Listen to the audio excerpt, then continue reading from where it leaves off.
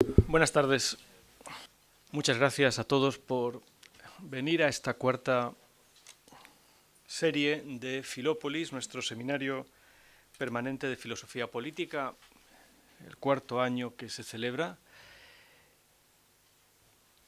Quiero agradecer especialmente a la Universidad Católica que en estas colaboraciones que hemos emprendido y que me parece que están dando un resultado extraordinario, haya acogido nuestro seminario, que como sabéis se había venido celebrando en la Universidad Internacional Menéndez y Pelayo. Las razones del cambio tienen que ver, como todo en esta vida, con desencuentros que no vienen al caso. En cualquier caso, valga la redundancia, me alegra que podamos estar aquí esta tarde y que la serie de nuestra reflexión, de nuestro seminario sobre la filosofía política, no se haya interrumpido. La Escuela de Filosofía del Ateneo mantiene la voluntad de reflexionar a fondo sobre lo que significa la política, y este seminario es ya un lugar acostumbrado para hacer esto como es debido.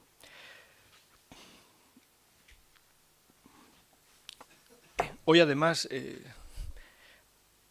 el seminario de Filópolis se llama Filópolis, la sesión de hoy, puesto que parte de lo que vamos a hacer es analizar la palabra en su aparición en una obra, la historia de la guerra del Peloponeso, que podríamos llamar, si no prefilosófica, desde luego presocrática. El mundo que Tucídides describe es el mundo que precede inmediatamente a la aparición de Sócrates en escena.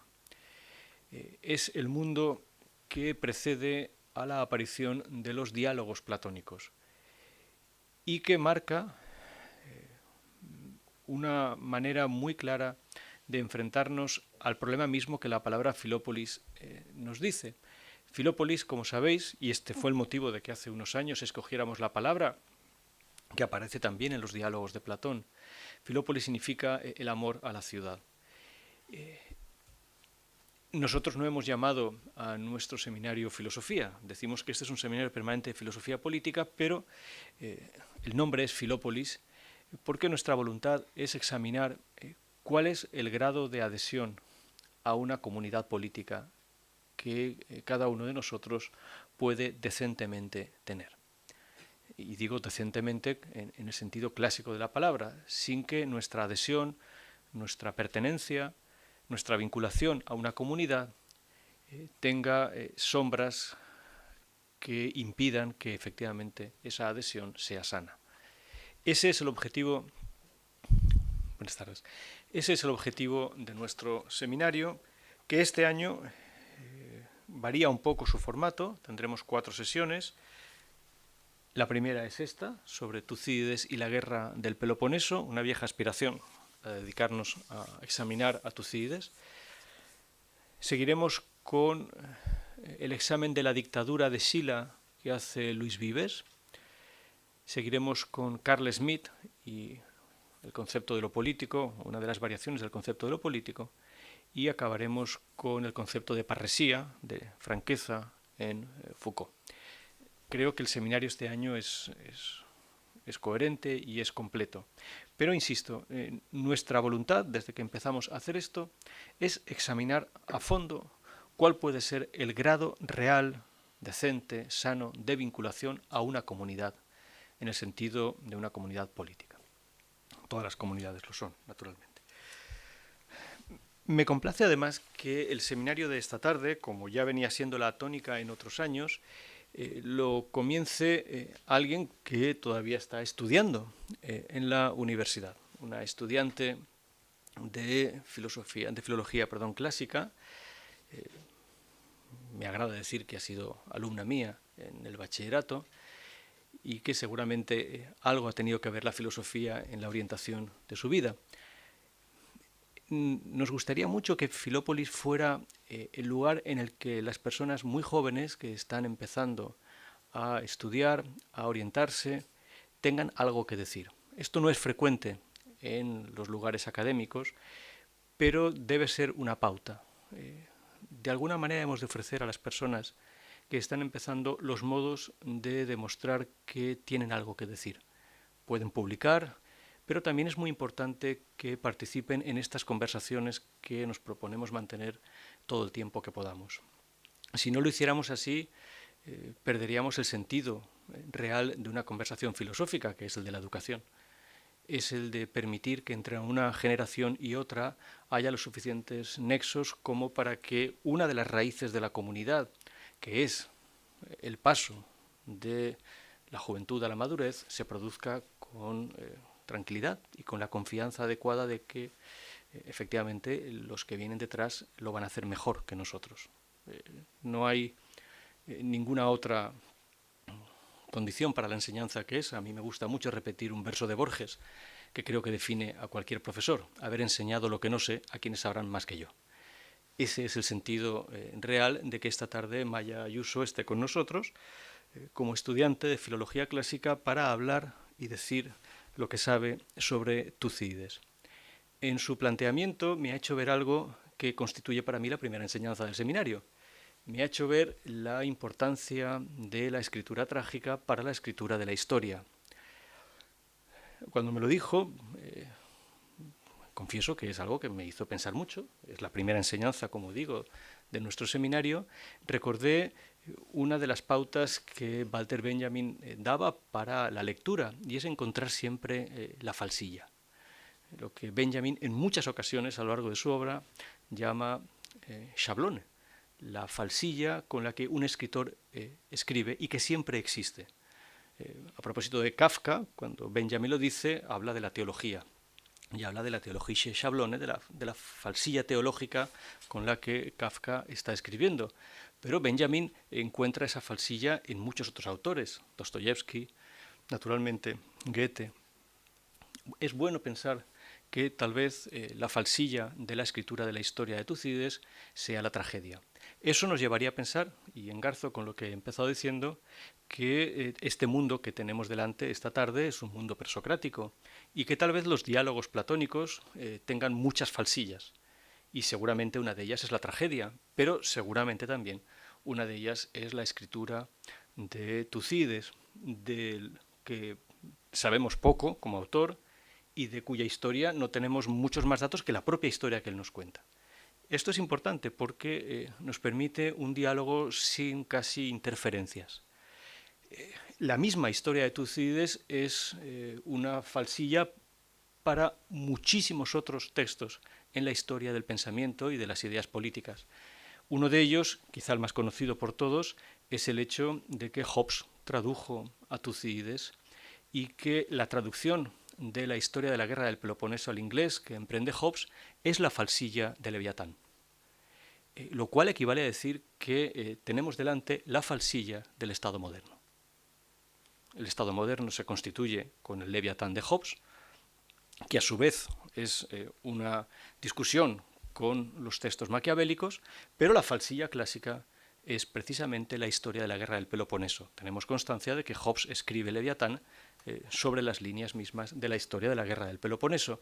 De manera que, como siempre nos gusta hacer aquí, no hay impedimento para que, hablando de Tucídides, podamos iluminar el presente que nos ha tocado vivir a nosotros, que es realmente lo que nos preocupa. El grado de vinculación a una comunidad política es el que tenemos que establecer nosotros que estamos vivos.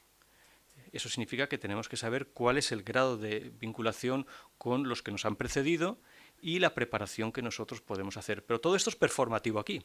El hecho de que Maya pertenezca a una generación completamente distinta a la mía es precisamente este juego de comunidades que nos gusta establecer aquí. Así que tenemos delante un buen rato para analizar un texto indispensable para entender lo que es la política y para entender lo que es nuestro presente, puesto que si en esa falsilla probablemente no tendríamos el Leviatán y sin el Leviatán no tendríamos la idea fuerte del Estado moderno. Cuando dentro de 2 semanas, o dentro de 2 sesiones, perdón, veamos a Carl Smith, Carl Smith escribe todo lo que escribe sobre la falsilla del Leviatán de Hobbes. Así que fijaos la cantidad de reescrituras que esta tarde se abren para nosotros si prestamos atención al texto. Bien, hasta aquí la introducción. Recordad que tenemos 4 sesiones. Pido disculpas por la indefinición respecto al lugar del seminario, que en principio iba a ser la sede de Santa Úrsula de la Universidad Católica, junto a las Torres de Quart, pero que cambiamos por razones de idoneidad. Este espacio es más conveniente aquí. Así que la siguiente sesión será en el Ateneo de Valencia, la tercera volverá a ser aquí, en esta misma sala, y la cuarta y última en el Ateneo de Valencia. Pido disculpas para quienes esto haya supuesto una molestia. Insisto en que debo dar las gracias expresas de que hayamos podido salvar el seminario y celebrarlo en condiciones, veo, que acostumbradas a la Universidad Católica. Maya, adelante. Bueno, gracias, Antonio. ¿Puedes acercarte al micrófono? Es que así se graba. Se me escucha, ¿no? Sí, pero es muy importante que se te escuche muy bien. Vale, tampoco quiero. Tiene que llegar la señal allí. Bueno, gracias, Antonio, y gracias a la Escuela de Filosofía del Ateneo por propiciar este proyecto y sobre todo gracias a la Universidad Católica de Valencia por darnos la oportunidad de llevarlo a cabo. Pero sobre todo me gustaría agradecer a mis amigos y compañeros, tanto de la Torre del Virrey como de otras escuelas de pensamiento, como aquellos amigos cuya alma salvaje no cabe en ningún tipo de escuela. Porque la verdad es que cuando tengo la suerte de estar entre tantos jóvenes pensadores tan brillantes. Algunos están aquí, otros no están aquí, están en Italia o en Rusia. Porque cuando estoy entre vosotros, sinceramente, el espíritu trágico que surge cuando leo a Tucídides o cuando leo la tragedia clásica parece disiparse casi por completo. Y de este espíritu trágico quiero hablar hoy, voy a exponerlo. Intentaré exponerlo haciendo caso al texto mismo, por sí mismo y en sí mismo, y atendiendo sobre todo también al griego clásico, ya que, como ha dicho Antonio, efectivamente soy estudiante de filología clásica. La edición que he utilizado del griego clásico es la de Loeb, en inglés, la edición crítica de Loeb. Y, bien, la sesión esta creo que sigue la línea que han seguido el resto de sesiones, que dividía desde la apología de Sócrates, que fue la primera sesión de Filópolis, al filósofo de la ciudad, en Maquiavelo, al alma de la patria, en el Hierón de Jenofonte, al individuo del tirano. Y en la historia de la guerra del Peloponeso creo que divide al historiador o pensador del político. Historiador o pensador. Tengo problemas en llamar a Tucídides historiador.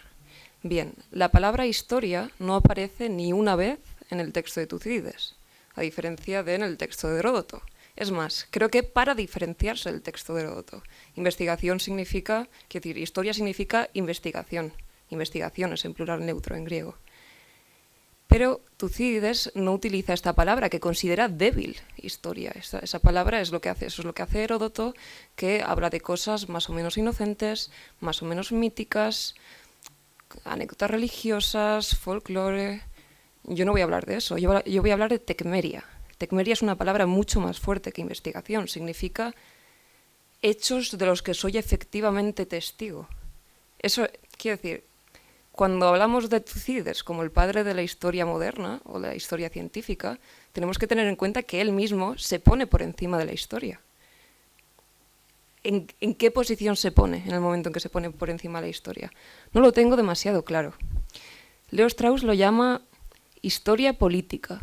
Tampoco tengo claro si ese término es el que se le da adecua.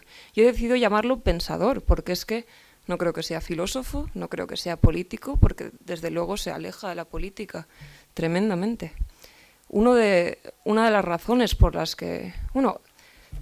se dan 3 razones por las que Tucídides no es un buen historiador, desde el punto de vista moderno, ¿no? La primera razón quizá es porque suponemos que la historia trata de los eventos particulares y no los universales. Pero en cambio, Tucídides trata los eventos particulares para centrarse en eventos universales. Él dice que su historia es para siempre y dice que básicamente está contando la esencia de la naturaleza del ser humano, que es así, ha sido así y será siempre así. Y en este punto en el que dice esta guerra, además, es la más importante, la que ha habido, sobre todo entre griegos y bárbaros, quizá de toda la historia de la humanidad, dice, en la primera página de la historia de la guerra del Peloponeso, se está poniendo en paralelo directamente con Homero. Porque ¿cuál es la otra guerra entre griegos y bárbaros o entre griegos y griegos sobre la falsilla de toda Atenas, ¿no? Es la guerra de Troya. Y en ese punto Tucídides se está poniendo por encima de Homero. Eso es muy importante porque lo que vemos es que Tucídides no quiere hablar de eventos particulares en un momento concreto. Tucídides quiere encargarse de alguna manera de cambiar completamente la perspectiva de los atenienses.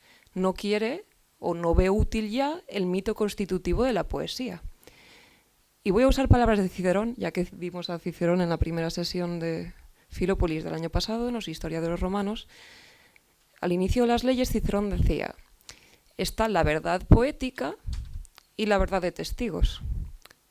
Pues esto es exactamente lo que hace Tucídides. Coge la verdad poética de Homero, piensa que es insuficiente, piensa que no ha servido para educar a los atenienses y la convierte en la verdad de testigos. Por ejemplo, los poetas hablaban, Píndaro sobre todo, Esquilo en los 7 contra Tebas, hablaban de la hibris, de el querer alcanzar más cosas de las que los dioses nos dejan alcanzar, el ir más allá. Por ejemplo, es lo que dicen que pasó en la guerra justo anterior a la guerra del Peloponeso, en la guerra de los persas contra los atenienses. Una guerra muy reciente en la que los atenienses deberían haber visto las consecuencias de el querer ir más allá, el querer ampliar el imperio por riquezas con una rapidez y sin ningún tipo de moderación. Los poetas habían hablado de eso, Heródoto había hablado de eso, pero no había sido útil. No había... El hecho de que Píndaro dijera que la hibris era mala y que el eros no debía propagarse de tal manera, no había convencido a Alcibíades de no cometer el error que efectivamente cometió. Es más, Antonio ha dicho ahora que Tucídides es presocrático. Eso no es cierto, porque de hecho Tucídides, como sabréis, o si no lo sabéis os lo contaré ahora, era general ateniense. Era un general ateniense que fue exiliado porque en la guerra de Anfípolis llegó tarde con su flota y por tanto cuando llegó los espartanos ya habían tomado la ciudad. Anfípolis, no sé si os suena, si habéis leído la apología de Sócrates, pero Sócrates en la apología menciona a 3 batallas en las que había sido derrotado: Anfípolis, Potidea y Delión. Es decir, una guerra en la que Tucídides era general, Sócrates estaba luchando en ella. No era presocrático, era efectivamente un contemporáneo, muy contemporáneo de Tucídides. Y tienen a un amigo, muy amigo de Sócrates, no tan amigo de Tucídides, en común. Y ese amigo es Alcibíades. Os he presentado en el guión 3 textos. Bueno, un pequeño fragmento de una obra trágica y 2 textos del propio texto de Tucídides. Son las 3 apariciones de la palabra Filópolis. Bueno, 4 apariciones hay la palabra Filópolis en el texto de Tucídides. Primero, como he dicho antes, he añadido el libro en la breve bibliografía que he añadido al final. Se llama Tucídides Mythistoricus. Este es un libro de Francis Comfort que curiosamente descubrí a Francis Comfort leyendo las notas a pie de página de Jacob Klein. Jacob Klein, sí, para los que estéis al tanto de los maestros, de estas personas que hay aquí en esta mesa, forma gran parte del pensamiento que tendrá Leo Strauss sobre los clásicos y sobre todo la interpretación que mantiene Leo Strauss y la Academia Americana de cómo leer a los clásicos. Pues Jacob Klein y Francis Comfort tenían un tema en común. ¿Qué tema en común tiene el Menón de Platón con las historias de la guerra del Peloponeso? Ese tema en común es el fallo de Sócrates. Quiero decir, Sócrates no solo era maestro de Alcibíades, sino que era, muchos decían, su amante. No sabían hasta qué punto físico su amante, pero un amante en todo caso espiritual y con el que pasaba mucho tiempo. Sócrates estuvo con Alcibíades mucho tiempo de su vida y no consiguió educarlo. No consiguió educarlo. De hecho, Alcibíades es uno de los causantes del gran fracaso ateniense. Es el que, si habéis leído la historia de la guerra del Peloponeso, es el que propicia que en el 6º libro haya una expedición a Sicilia que es tan trágico de leer que casi provoca que llores, ¿no? Porque se describe de una manera horrible cómo los atenienses frustradamente pierden con la expedición a Sicilia toda la guerra, ¿no? En el momento en el que hasta entonces llevaban ganando, parecía que todo iba bien, parecía que todo iba a su favor, y Alcibíades dice, oh, ya que va todo tan bien, ¿por qué no intentamos proyectarlo a mejor? ¿Por qué no nos hacemos con Sicilia? Y luego quizá hasta con Cartago, ¿no? Los espartanos ya no son suficientes para mí.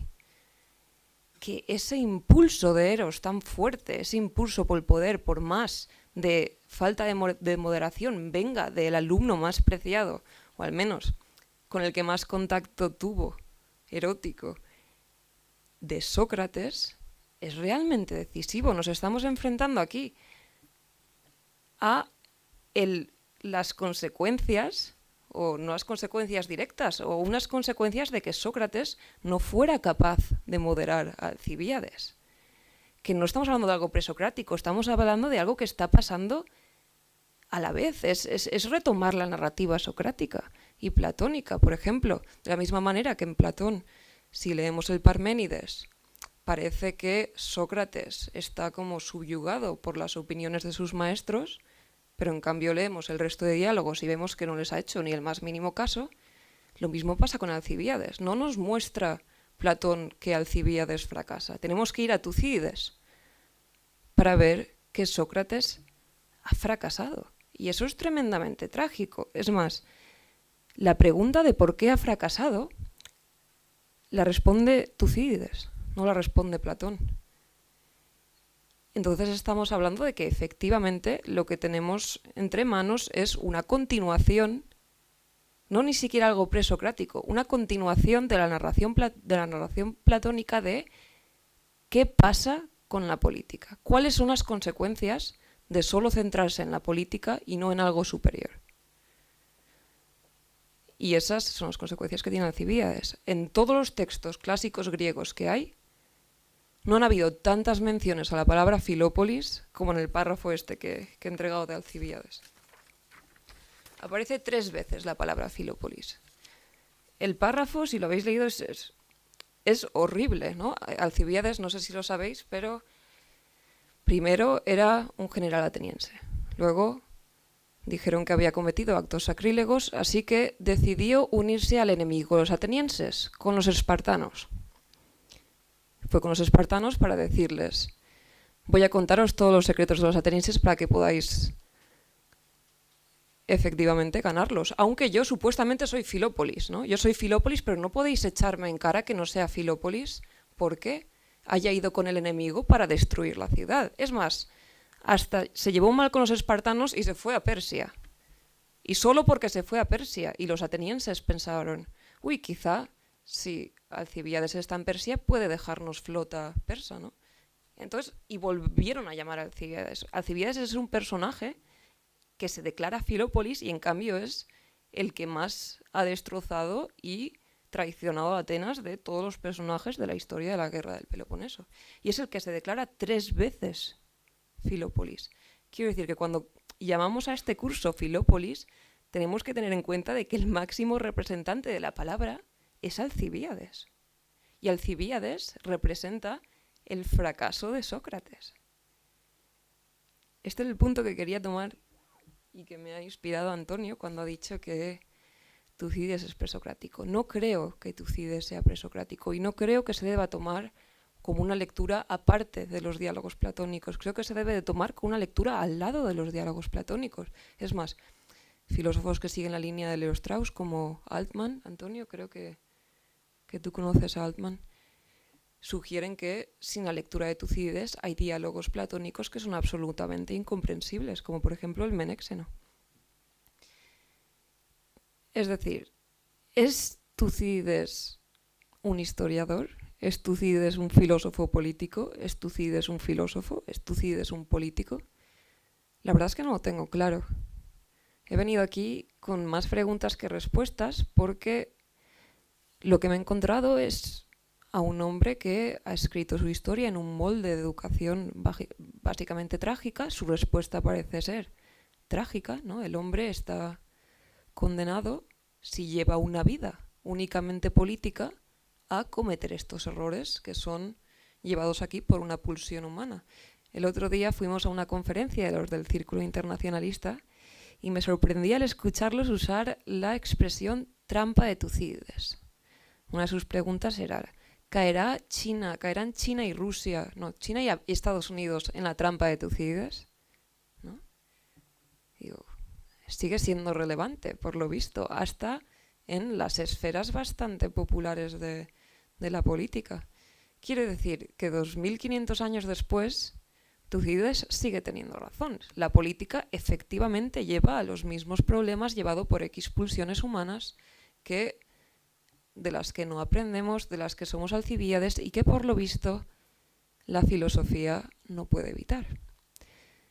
Si la filosofía no puede evitar estos problemas de la política, si la filosofía no pudo evitar la tragedia de la guerra del Peloponeso, ¿qué sentido tiene la filosofía política? Esa es una de las preguntas que quería postular.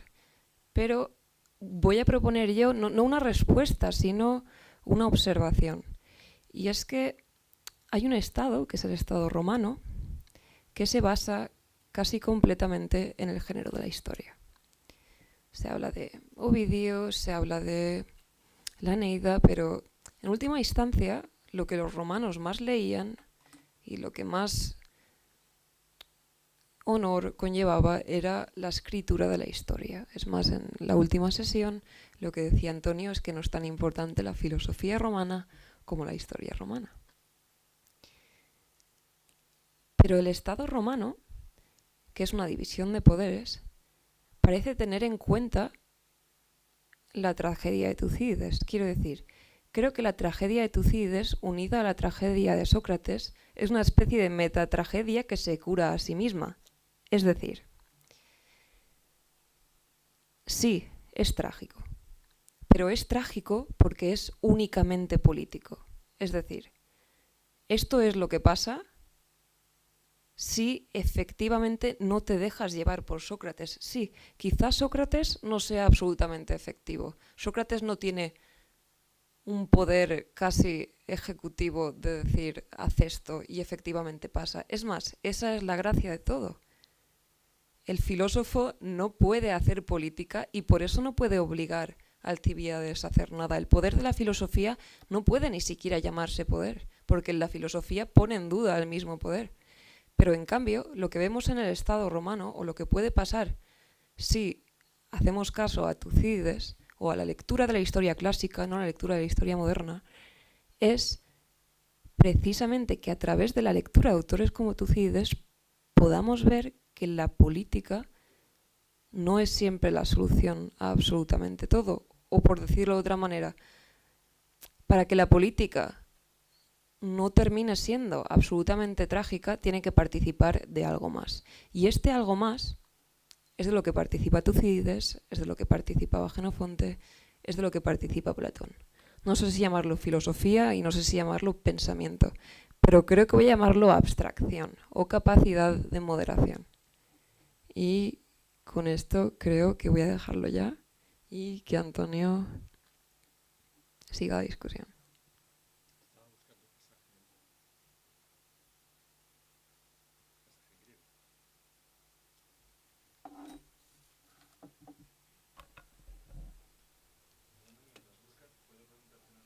Claro.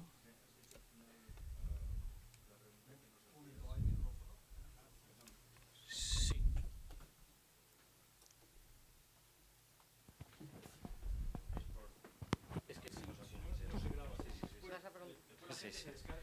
Perdona.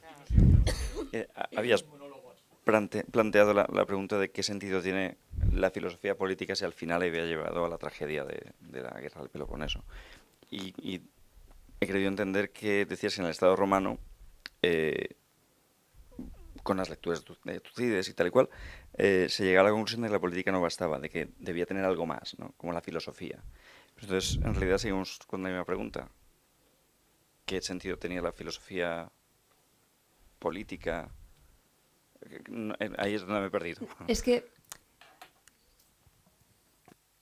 no, he dicho que no sé ya cómo llamarlo, no sé llamarlo filosofía, abstracción, porque creo que Tucídides no es un filósofo. No creo que sea un político, tampoco creo que sea un historiador. ¿Qué es entonces? Lo he llamado pensador. Creo que es una capacidad de abstracción y moderación que tiene que ver con la filosofía, que en última instancia no es absolutamente filosófica, pero que tiene que ver más con Tucídides, quizá, que con Sócrates, en la medida en que el distanciamiento que tiene Tucídides con la política es el que tiene el Estado romano con la política, ¿sabes? Es la división de poderes. En el momento en el que Tucídides se presenta como imparcial, ¿no? Como es más, él no tiene razones para ser imparcial, él está profundamente enfadado, ¿no? Lo han exiliado y la guerra lo ha tratado efectivamente mal, pero él se muestra tremendamente imparcial, ¿no? Y ese alejamiento de la política, no como historiador, sino como otra cosa, pensador, ¿sabes? Ese alejamiento de Tucídides es quizá el punto que Sócrates no pudo alcanzar para acercarse a la política.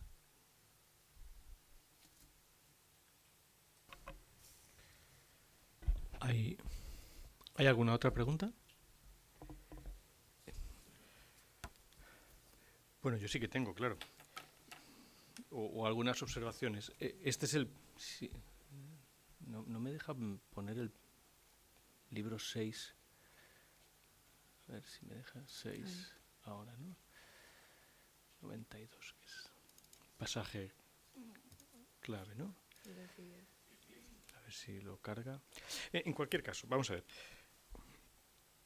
Naturalmente, al decir que la historia de la guerra del Peloponeso, Tucídides es presocrático, no me refiero al Sócrates histórico, claro, la mención de las 3 batallas en la apología de Sócrates es una mención que sigue la necesidad logográfica platónica al pie de la letra. Está recordándoles a los atenienses Sócrates en la apología que fueron ellos los que lo llevaron a 3 derrotas. Él ha cumplido porque ha participado en las batallas e incluso, si no recuerdo mal, tú esto lo sabrás mejor, hasta el orden de las batallas, tal y como lo plantea Sócrates, que no es el orden cronológico, sugiere una manera de entender la propia historia de Atenas en la guerra del Peloponeso. Pero al margen de eso, lo que quería decir, y creo que es la clave, es que la posición de Tucídides es prefilosófica, en este sentido de o presocrática o preplatónica o prediálogos de Platón. Esa es la razón precisamente de que Allman, en el último, pero ya antes Strauss u otros autores habían dicho que sin un buen conocimiento, sin una buena lectura de la historia de la guerra del Peloponeso, muchos de los aspectos de los diálogos platónicos quedan más oscuros, pero porque Platón contaba con la lectura de Tucídides, no al revés. Tucídides no cuenta con la lectura de los diálogos. De Tucídides sabemos poquísimo, por otra parte. Pero sí que cuenta, quiero decir, Tucídides sabe mucho de las cosas que ha hecho Sócrates. Sí, ¿sabes? pero cuenta con la narrativa platónica, no con los textos de Platón, pero sí con cosas claro, que han pasado en los diálogos de Platón. Sí, pero no tenemos ninguna constancia, y probablemente no, Tucídides no leyó los diálogos platónicos. No, pero quiero decir, la narrativa que supone, por ejemplo, Catherine Zucker de los diálogos platónicos, ¿no? De hecho, en los diálogos platónicos hay fechas, el banquete, es el momento en el que Alcibiades vuelve a Atenas. Sí, pero lo que quiero decir... Que está pasando a la vez. Mi mención únicamente quería decir que el orden cronológico sería fantástico suponer que Tucídides ha leído los diálogos platónicos para escribir su historia, pero eso no ha pasado. No, pero sí que sabe, quiero decir, obviamente Tucídides sabía quién era Sócrates, porque Sócrates claro, era una figura. Ese es el problema. Tucídides sabía lo que había pasado, sabía que Alcibiades era alumno de un filósofo, ¿sabes? Y eso era importante. No lo añade, pero lo tiene en cuenta. Claro, pero ahí nos llevaría a otra cosa. Tucídides escribe una historia contemporánea porque él es testigo. Él ha visto esto, lo que dice. Pero fíjate, fijémonos todos, diferencias muy elementales entre el mundo de Tucídides y el mundo platónico.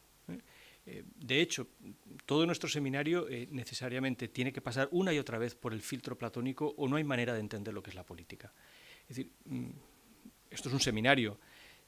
Voy a intentar que mi amigo el juez Climent después me diga que no nos elevemos demasiado. Vamos a ir a pied de terre, ¿no? Dicen los franceses, vamos a ir hasta el fondo. ¿Qué es lo que quiero decir al afirmar que no hay manera de entender la política sin pasar por Platón? Bueno, pues porque nosotros no operamos en un vacío conceptual, ni operamos en un vacío histórico. Incluso cuando decimos vamos a hablar de política, estamos haciendo uso de una palabra que tiene 3000 años de vigencia. Con lo cual, cuando digo voy a hablar de política y de repente mi discurso se ha cargado de años de uso y de antigüedad de la palabra. Pero necesitamos que sobre ese uso y esa antigüedad haya una iluminación. Y esa iluminación, la primera gran iluminación sobre muchas cosas, es la que se desprende de los diálogos platónicos. En este sentido, lo que yo quería decir es que efectivamente Tucídides no ha sido lector de Platón, pero Platón ha sido lector de Tucídides. Esto es importante porque seguramente nos da una clave. Fijaos cómo empieza la guerra del Peloponeso. Tucídides ateniense. En primera persona. O sea, la primera palabra... En tercera persona.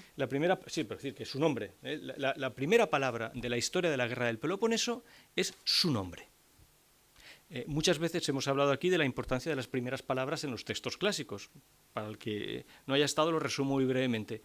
En los textos clásicos, que no se leían como nuestros libros, no se leían así, se leían como un rollo, la primera palabra tenía un valor mnemotécnico extraordinario. Es más, ni siquiera sabemos, esto hay que decirlo muchas veces, ni siquiera sabemos si los títulos de las obras clásicas son los títulos que les dieron los autores. Sabemos que no. En este caso no sabemos mucho. Sí, sabemos que no es la historia de la guerra del Peloponeso. Historia fue causa de categorización alejandrina posterior. Claro, pero como tantas otras cosas que los alejandrinos, que fueron los grandes gramáticos y clasificadores, hicieron. ¿Cuál sería la primera palabra del libro de Tucídides? Tucídides. O sea, Tucídides está diciendo Tucídides. Platón nunca dice Platón en primera persona. Primera gran diferencia. Y sobre esto podríamos pasarnos 2 horas más hablando. Toda la psicología que hay detrás de decir Tucídides y de no decir Platón orienta extraordinariamente nuestro acercamiento a los hechos. Esta primera persona o esta ausencia de la primera persona. Pero por si fuera poco, la segunda palabra es ateniense.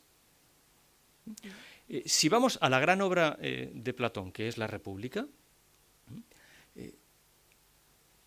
a la que le hemos dedicado, desde que estamos haciendo cosas en el Ateneo sobre filosofía, le hemos dedicado muchas horas de reflexión y de conversación, la palabra ateniense en la República es muy significativa, porque realmente la palabra ateniense en la República es una palabra de repudio. Toda Atenas es lo que está en cuestión en la República de Platón.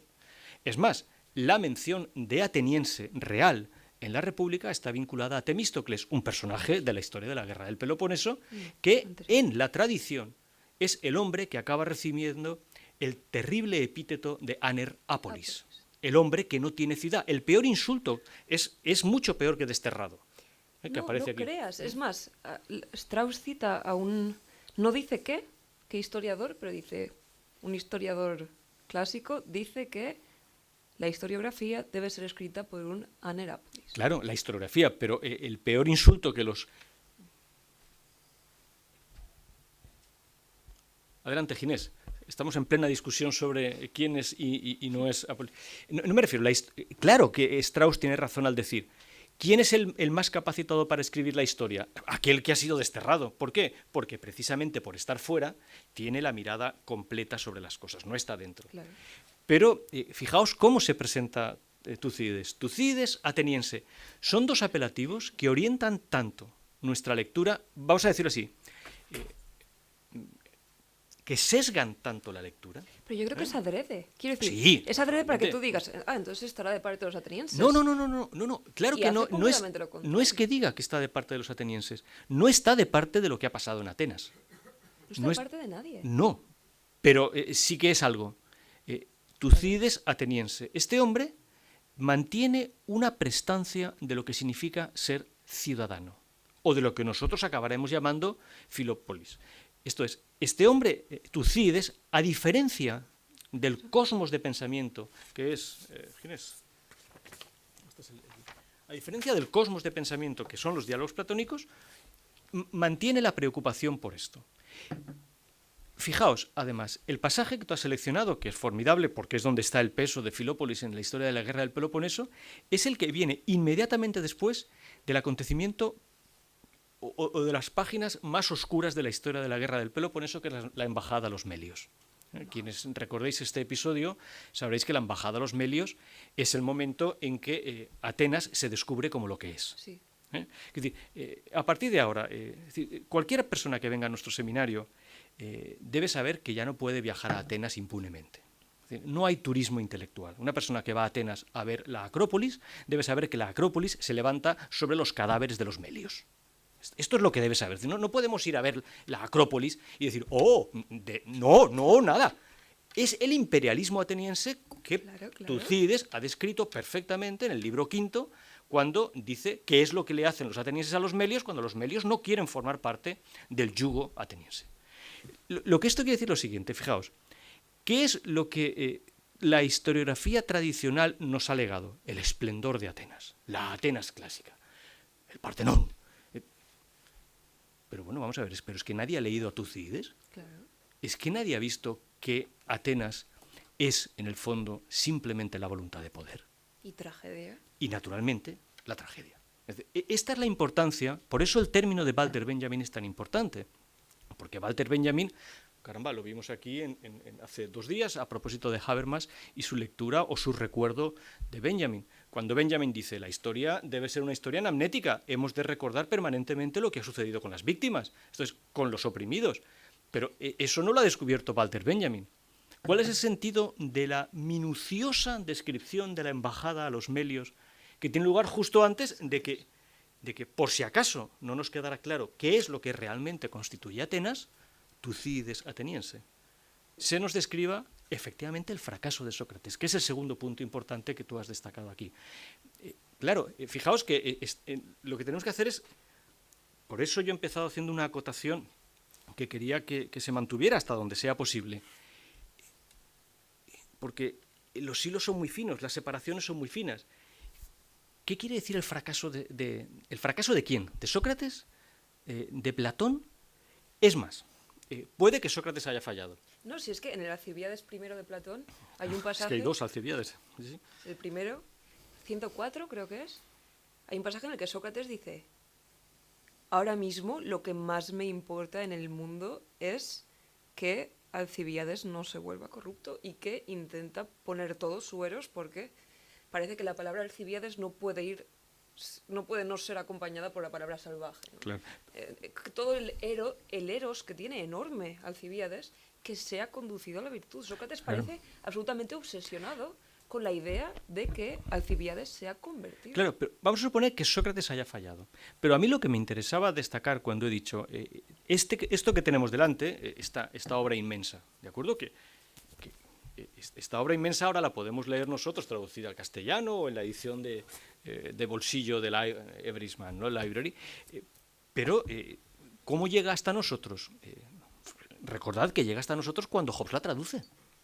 Es decir, su entrada en el mundo moderno es la entrada que le sirve de falsilla para la construcción del Leviatán, que es naturalmente, es una construcción que ha dado inspiración al Estado liberal, pero fundamentalmente al Estado totalitario. Carl Schmitt en 1938 escribe un Leviatán sobre la falsilla de Hobbes, sobre la falsilla de Tucídides, sobre lo que estamos discutiendo aquí precisamente. Pero lo que yo quería ver al decir esta pequeña precedencia es, puede que Sócrates haya fallado, esto es discutible y puede que lo discutamos ahora, pero quien no falla es Platón. Esto es, fijaos que, por ejemplo, una de las preocupaciones que hemos visto cuando hemos estado leyendo los diálogos es, ¿y por dónde empezamos a leer a Platón? ¿Bien? Bueno, es tradicional, formaba parte de la tradición, pero luego esa tradición pues tiene como el Guadiana, desaparece y reaparece. El último gran estudioso de Platón, que es William Altman, un hombre vivo, lo ha recordado. El primer diálogo que hay que leer es Alcibiades. Y Alcibiades fue considerado durante muchísimos años, pero desde luego en el seno de la Academia de Platón, como la introducción a la filosofía. Eso no quiere decir que Alcibíades sea el primero cronológicamente, ni el primero temáticamente, pero ¿qué es lo que esta tradición decía? Que Alcibíades es el problema de la filosofía. El problema de la filosofía es cómo transmitir la filosofía. ¿Y qué ocurre cuando lo que tenemos delante es una mentalidad brillante, una inteligencia en ciernes superior a todos los demás? Es obvio que Alcibíades era superior a cualquier otro de los alumnos que Sócrates pudiera tener, superior a Glaucón, superior a Dimanto, por supuesto a Clitofonte, a cualquiera de los muchos que componen lo que Debra Niles ha llamado en un libro precioso de People of Plato, toda esta gente que aparece ahí, pero el asunto es, ¿qué ocurre cuando esa inteligencia se pervierte? Que es justamente el ataque a la línea de flotación de lo que los manuales llaman el intelectualismo socrático, o el hecho de que Sócrates ha unido el avance en el conocimiento con el avance en la virtud. De tal manera que esto es indisociable. Si el avance en el conocimiento no es el avance en la virtud, no hay avance en el conocimiento. Realmente el conocimiento no se ha producido, puesto que la virtud es deficitaria. Alcibíades es el problema de la filosofía. Este es el asunto. Pero que Sócrates haya fallado es algo que solamente puede ver con claridad otro discípulo de Sócrates. ¿Cuál es el otro discípulo de Sócrates? El que obviamente está por encima de Alcibíades. El único que sí que está por encima de Alcibíades, Platón, que es quien constituye todo otro cosmos, los diálogos platónicos, que efectivamente pueden utilizar la falsilla trágica, pero yo creo que en esto hay que darle la razón a Nietzsche, que es un maestro siempre que tenemos que hablar de filología, cuando dice, pero es que la filosofía destruye la tragedia. La filosofía sí, Tucídides no. Tucídides no puede escapar del cosmos trágico. Tucídides es trágico. Pero Platón sí. Pero si lo pones al lado de Platón, es trágico en la medida en que esto es lo que pasa si solo te centras en lo político. Claro. ¿Sabes? Y eso es a lo que me refiero con... Eso es la lo metatragedia. que vamos a ver cuando dentro de 2 sesiones nos encontremos con Carl Smith.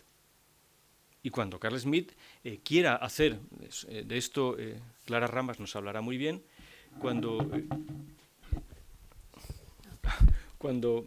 Carl Smith defina el concepto de lo político, pero no sea capaz de darle a ese contorno de lo político ni una sola sombra de valoración filosófica. Claro, el concepto de lo político está preparando la gran tragedia del siglo XX, que es el totalitarismo, puesto que el concepto de lo político, que da igual que lo llamemos la Alemania nazi o la Atenas de Pericles, ahora fijaos si de repente la Atenas de Pericles ya no es ese mundo fastuoso que Fidias ha diseñado arquitectónicamente. Caramba, ¿Fidias es Albert Speer? Bueno, pues a lo mejor tendríamos que empezar a pensar que la historia del arte hay que escribirla de otras maneras, puesto que sí, puesto que había una política cultural diseñada por Pericles. Ah, Pericles es una especie de Hitler. Bueno, pues cualquiera que haya leído La embajada a los Melios, desde luego no puede poner a Pericles en el lado de los gobernantes virtuosos. No, pero Pues Pericles parece que se da cuenta. Quiero decir, ahora vamos al otro. El asunto es Pericles. el asunto es Pericles. El asunto es Pericles, claro, porque en el fondo todas las disquisiciones filosóficas que podamos hacer con Tucídides nos llevan a ¿cuándo aparece la palabra filosofía en la historia de la guerra del Peloponeso? ¿A propósito de qué aparece la palabra filosofía? Que es una palabra que está rodando todavía, que como sabéis es una palabra que aparece en los tratados médicos, despectivamente, en los tratados asociados a Hipócrates, es donde por primera vez documentamos la palabra filosofía, y allí los médicos, diríamos los científicos de la época, dicen estos filósofos, como diciendo estos diletantes que no acaban de entender, que no saben de ciencia y por tanto hablan del mundo y no sabemos si son poetas Pero esa palabra va rodando, está en los círculos pitagóricos.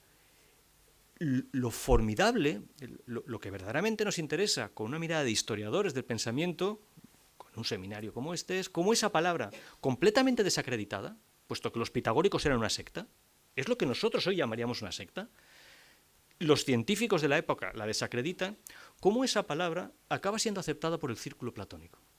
Entonces, ¿por qué Platón se queda esa palabra? Y no solamente se queda la palabra, sino que la dota de un contenido que acaba sacándola de cualquier contexto político. Esto, en el fondo, es lo que llevó 2000 años después a que Nietzsche se pregunte, ¿pero Sócrates era griego? Ya no.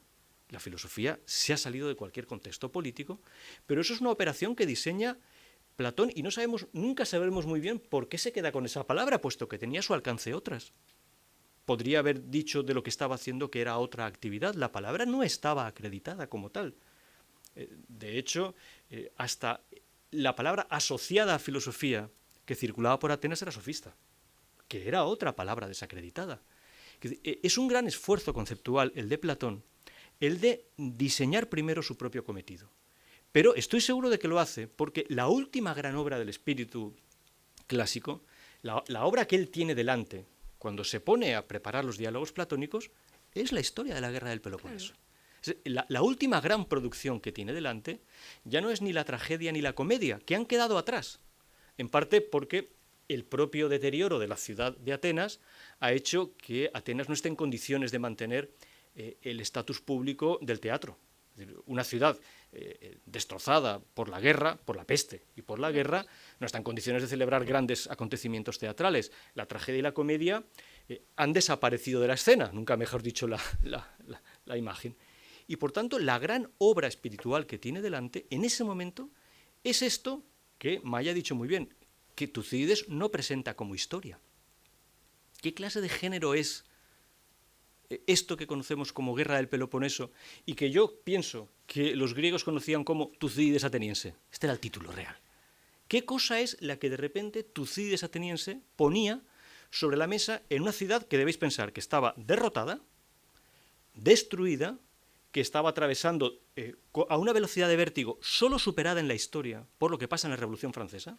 El vértigo que lleva desde 1789 a 1815 a pasar desde el antiguo régimen hasta la restauración borbónica por la República, el Consulado y el Imperio, eso en 25 años, eso solo tiene un paralelo, cuando Koselleck y los historiadores modernos hablan de la aceleración de los tiempos históricos, eso en Atenas ya ha pasado. La aceleración de los tiempos históricos en Atenas, en la guerra del Peloponeso y el declive de Atenas es rapidísimo. Es decir, no es ni un siglo. Sí, y pasan todo tipo de estados. En el momento en que llega Alcibíades hay 400 tiranos, ¿no? No, claro, sí. Luego él dice, no, una oligarquía, no, otra vez democracia, ¿no? Sí.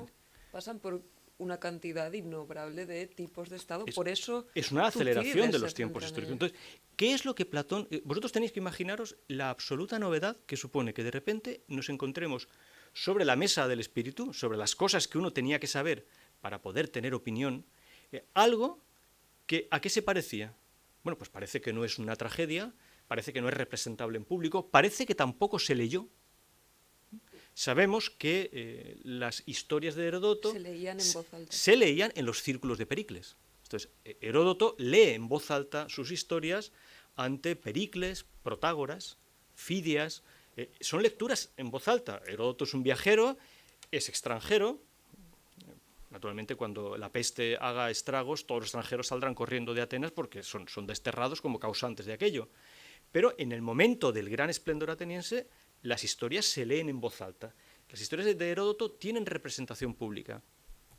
Pero Tucídides no sabemos muy bien qué cosa era. No, es que Tucídides, quiero decir, una de las palabras fundamentales del inicio es singrafein, escribir. Tucídides lee para ser leído en tu casa solo. Claro. Y es de los primeros, es de los primeros de todos. No se había hecho antes. Ya tú has dicho, la historia de Heródoto estaba hecha para ser leída en voz alta. En voz alta. Y el cambio es lo que quizá hizo que Platón estuviera más escrito para ser leído y estudiado en una academia que en un convite o un banquete. Es formidable que no haya una sola alusión de Platón a Tucídides. Pero es lo que dice Altman. No hay una alusión de Platón a Tucídides, de la misma manera que en Tucídides no hay ninguna alusión a Sócrates, aunque creo que sí que cuenta con él.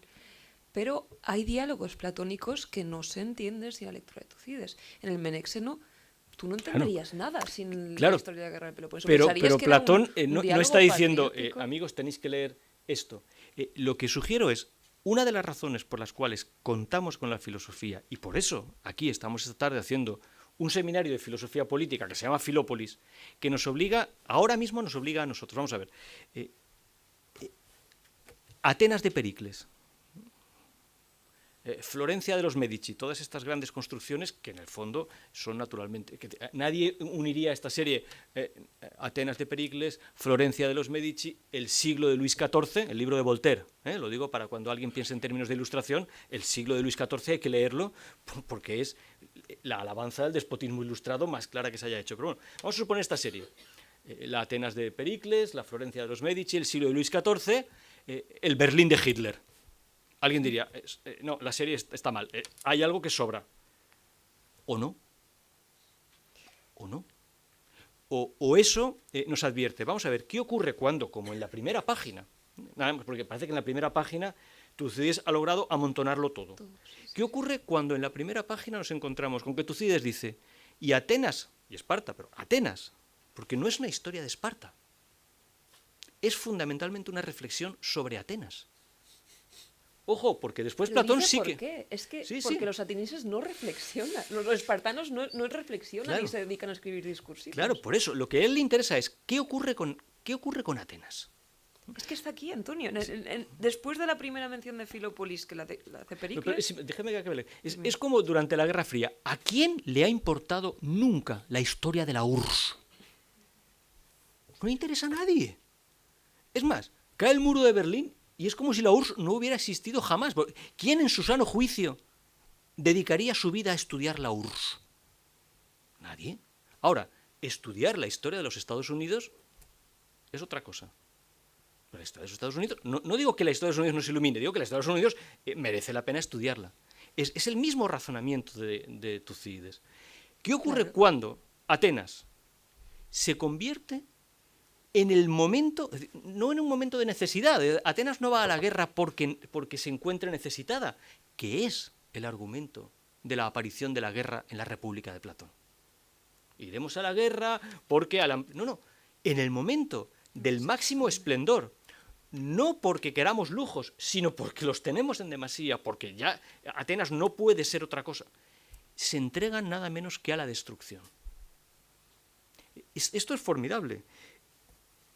Es que esta reflexión de Tucídides, es que para empezar no sabemos ni cómo, insisto, no sabemos ni cómo conceptuarla. Claro. Salvo que la mejor manera de conceptuarla sea con la filosofía. Precisamente por eso estamos en un seminario aquí.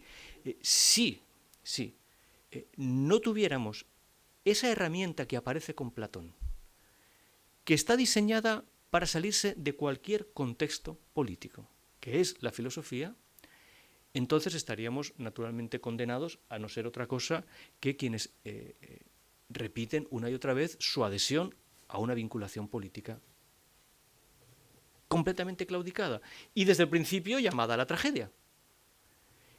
Y este es el punto que nos permite. Muy bien, ahora esto trasladado a nosotros. ¿Cuál es la traducción a nosotros?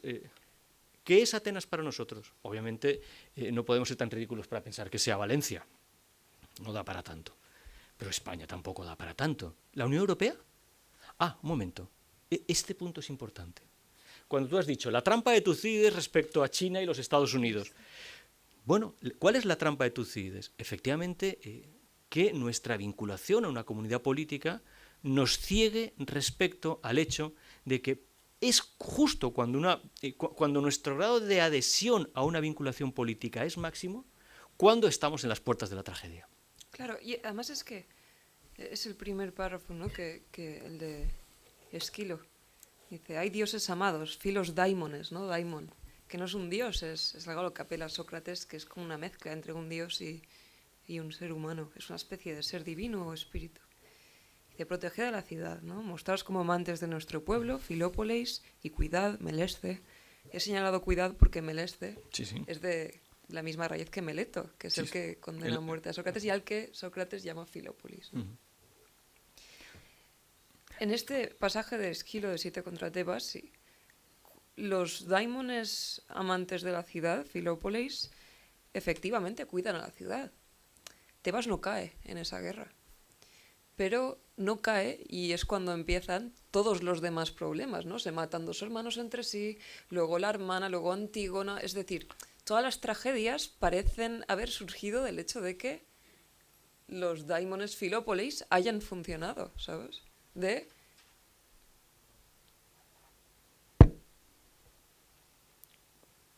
la efectividad de Filópolis es efectivamente trágica, ¿no? Y valga la redundancia. Pero luego Pericles ya se da cuenta, ¿no? En su discurso, que es alentador y a la misma vez trágico, porque llega un momento en el que dice: somos una democracia de puertas para adentro, pero de puertas para afuera somos una tiranía, y usa la palabra tiranía. Dice: somos tiranos en el momento en que nos mostramos imperialistas. En Atenas somos democráticos, con nuestras colonias somos tiranos.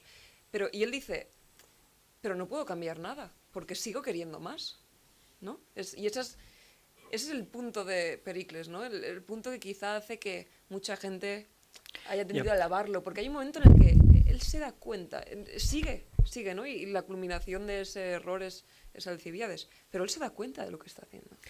Sí, pero fíjate que ahí es donde aparece la palabra filosofía en la historia de la guerra del Peloponeso, cuando párrafo. Pericles dice que la ciudad es la que hace la filosofía. Sí. Que, por reunirlo con el seminario de Habermas que tuvimos hace 2 días, y que lamento que pareciera demasiado técnico a algunas personas, es que ese es el argumento de Habermas. Acaba identificando la filosofía con la República Federal de Alemania, que es el procedimiento de Pericles. Acaba identificando la filosofía con Atenas. Eso es lo que hace reaccionar a Platón. Pero, naturalmente, le hace reaccionar porque aquí tiene un documento que es, vamos a ver, fijaos bien, esta es la mayor reflexión sobre el poder que seguramente tengamos. Otros la han refinado, ¿de acuerdo? Hobbes la refina. Fijaos que es muy importante, lo digo para que hay mucha gente joven aquí que está estudiando, es muy importante que sepamos cuáles son las falsillas. La falsilla de Maquiavelo no es Tucídides, es Jenofonte y Tito Livio. Bueno, eso nos lleva en otras direcciones que hemos estudiado ya aquí, puesto que hemos hablado de Jenofonte, pero no de Tito Livio, pero en la sesión de grandes libros que estamos empezando, Tito Livio y la fundación de la ciudad merece una sesión en particular. Pero esta es la mayor reflexión sobre el poder que existe. Un momento, Antonio, que te voy a leer lo que dice Strauss en un momento que me llamó mucho la atención, de hecho lo anoté y todo. Se puede decir que el tema de la historia política es el poder humano, se refiere a esta historia política. Es el poder humano, pero el poder humano visto con simpatía. Pues el poder es un término muy impreciso.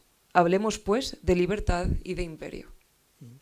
Claro, pero... Eso me gusta más que decir que esto habla de poder, ¿no? Es No, como el poder es impreciso, hablemos de libertad e imperio. A donde iba es a que esto, que es la mayor historia del poder que se ha hecho, la más refinada que da el mundo antiguo, sin duda es esta, es la historia de la impotencia.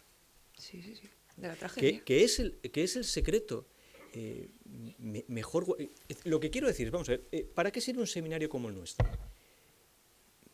Sirve para recordar permanentemente que el poder, sin la filosofía, esto es, sin esa instancia que no puede ser política nunca más, después de los diálogos platónicos, ahora ya podemos ver que gracias a que tenemos esta tarea de Tucídides, ya podemos entender por qué Platón saca la filosofía de cualquier contexto político. Sin eso, el poder se olvida de su dimensión trágica. Al olvidarse de su dimensión trágica, multiplica la violencia. Claro. Porque la dimensión trágica significa la impotencia. En última instancia, ¿qué puede hacer un poder que no ha reflexionado lo suficiente sobre lo que significa el poder? Solamente puede llevarnos a la tiranía, que es la palabra que efectivamente Pericles tiene que reconocer que es lo que están haciendo con los melios. Uno no puede leer el libro quinto de la historia de la guerra del Peloponeso y querer viajar a Grecia. Quiero decir, uno lee la historia de la guerra del Peloponeso y dice, bueno, pues iré al Museo Británico y miraré los mármoles del Partenón leyendo el soneto de Keats. Pero no pongo los pies en Atenas nunca más, por una razón de decencia intelectual. Y bromas aparte, ¿qué es lo que esto quiere decir? Que para eso está precisamente la reflexión filosófica. Ahora ya sabemos que efectivamente el menéxeno, que es el diálogo más burlesco, más irónico, más divertido de Platón, está todo él diseñado ¿para qué? Para que nadie pueda tomarse nunca demasiado en serio la política. Claro. O dicho, como lo dirá después Nietzsche, otro gran filólogo, otro gran lector, el que espere que sus problemas de verdad, que el problema de la existencia, esta es la frase literal de Nietzsche, se resuelva con la política, ese no ha entendido nada. Y esta voluntad de decir, vamos a arrinconar la política a la dimensión que a la política le corresponde, esa es la gran operación diseñada en los diálogos de Platón. Cuando veamos a Carl Schmitt dentro de 2 sesiones, lo que hará Carl Schmitt será justo lo contrario. Vamos a eliminar por completo la filosofía.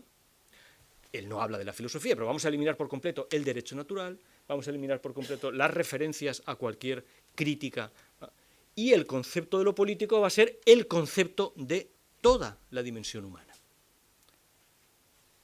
Luchando, en ese caso, en el caso de Carl Schmitt, luchando contra lo que Weber había hablado de esferas que se van separando y que hacen que la vida humana sea más llevadera, porque tendremos la esfera erótica, tendremos la esfera estética, tendremos la esfera... Pero el concepto de lo político es omniabarcante. Alguien que lee el concepto de lo político ya sabe qué es lo que se está fraguando en Alemania, pero ya lo tiene aquí. Claro, ahora pensad, ¿cómo es posible que a alguien en su sano juicio se le haya ocurrido permanentemente durante 2000 años leer el discurso de Pericles a los caídos como si fuera oratoria y retórica de la libertad humana? Es justo todo lo contrario. Es ya un discurso totalitarista, que es, en parte, lo que tratamos de ver cuando hablamos de Lincoln hace algunas semanas aquí. El problema de Lincoln es que sabe que está jugando al juego de Pericles y que, por tanto, lo que tiene entre manos puede ser perfectamente no el hecho de que estén luchando contra una causa injusta, como es la institución de la esclavitud, sino que luchar contra una causa injusta puede llevar a que el norte acabe convirtiéndose en un estado total. Es la sombra de Leviatán que Hobbes, que no era un ingenuo ni de lejos, Hobbes escribe en Leviatán: hay que acabar con la filosofía. Sí. Hay que impedir que se lea los clásicos. Es que Hobbes lee a Tucídides como un político. Claro. Eso es lo que yo no creo que Tucídides sea un político. No, pero lo que quiero la decir... lectura de Hobbes es tremendamente violenta. Sí. De Tucídides, lo ve como alguien que es un político. Es una cuando falsilla. No es una falsilla porque ¿qué le interesa a Hobbes? Todo aquello que Pericles denuncia, que Tucídides denuncia, Claro. Todo aquello que Tucídides expone. Expone, claro. Pero Hobbes se lo toma al pie de la letra y lo traduce literalmente al pie de la letra porque con eso está construyendo el Estado moderno. Si esta discusión no es iluminadora para nuestro presente, bueno, pues entonces lo que podemos pensar es hasta dónde vamos a llevar nuestra ingenuidad respecto a los procesos. Dicho de otra manera, hay que empezar a pensar, si queremos comprender bien, por qué las reacciones virulentas contra la Unión Europea. No estoy diciendo que yo esté a favor de secesionistas catalanes, de nacionalistas flamencos, ni de Víctor Orbán. Estoy diciendo, o entendemos las razones que les llevan a oponerse a la Unión Europea, o no estaremos en condiciones de construir una Unión Europea que escape al destino de Pericles. Este es el punto que permanentemente nos está enseñando esto.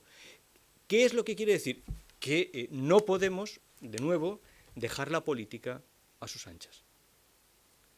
Tucídides hizo una obra impresionante que, insisto, no sabemos cómo catalogar. Si vamos a la biblioteca, ¿dónde está el libro de Tucídides?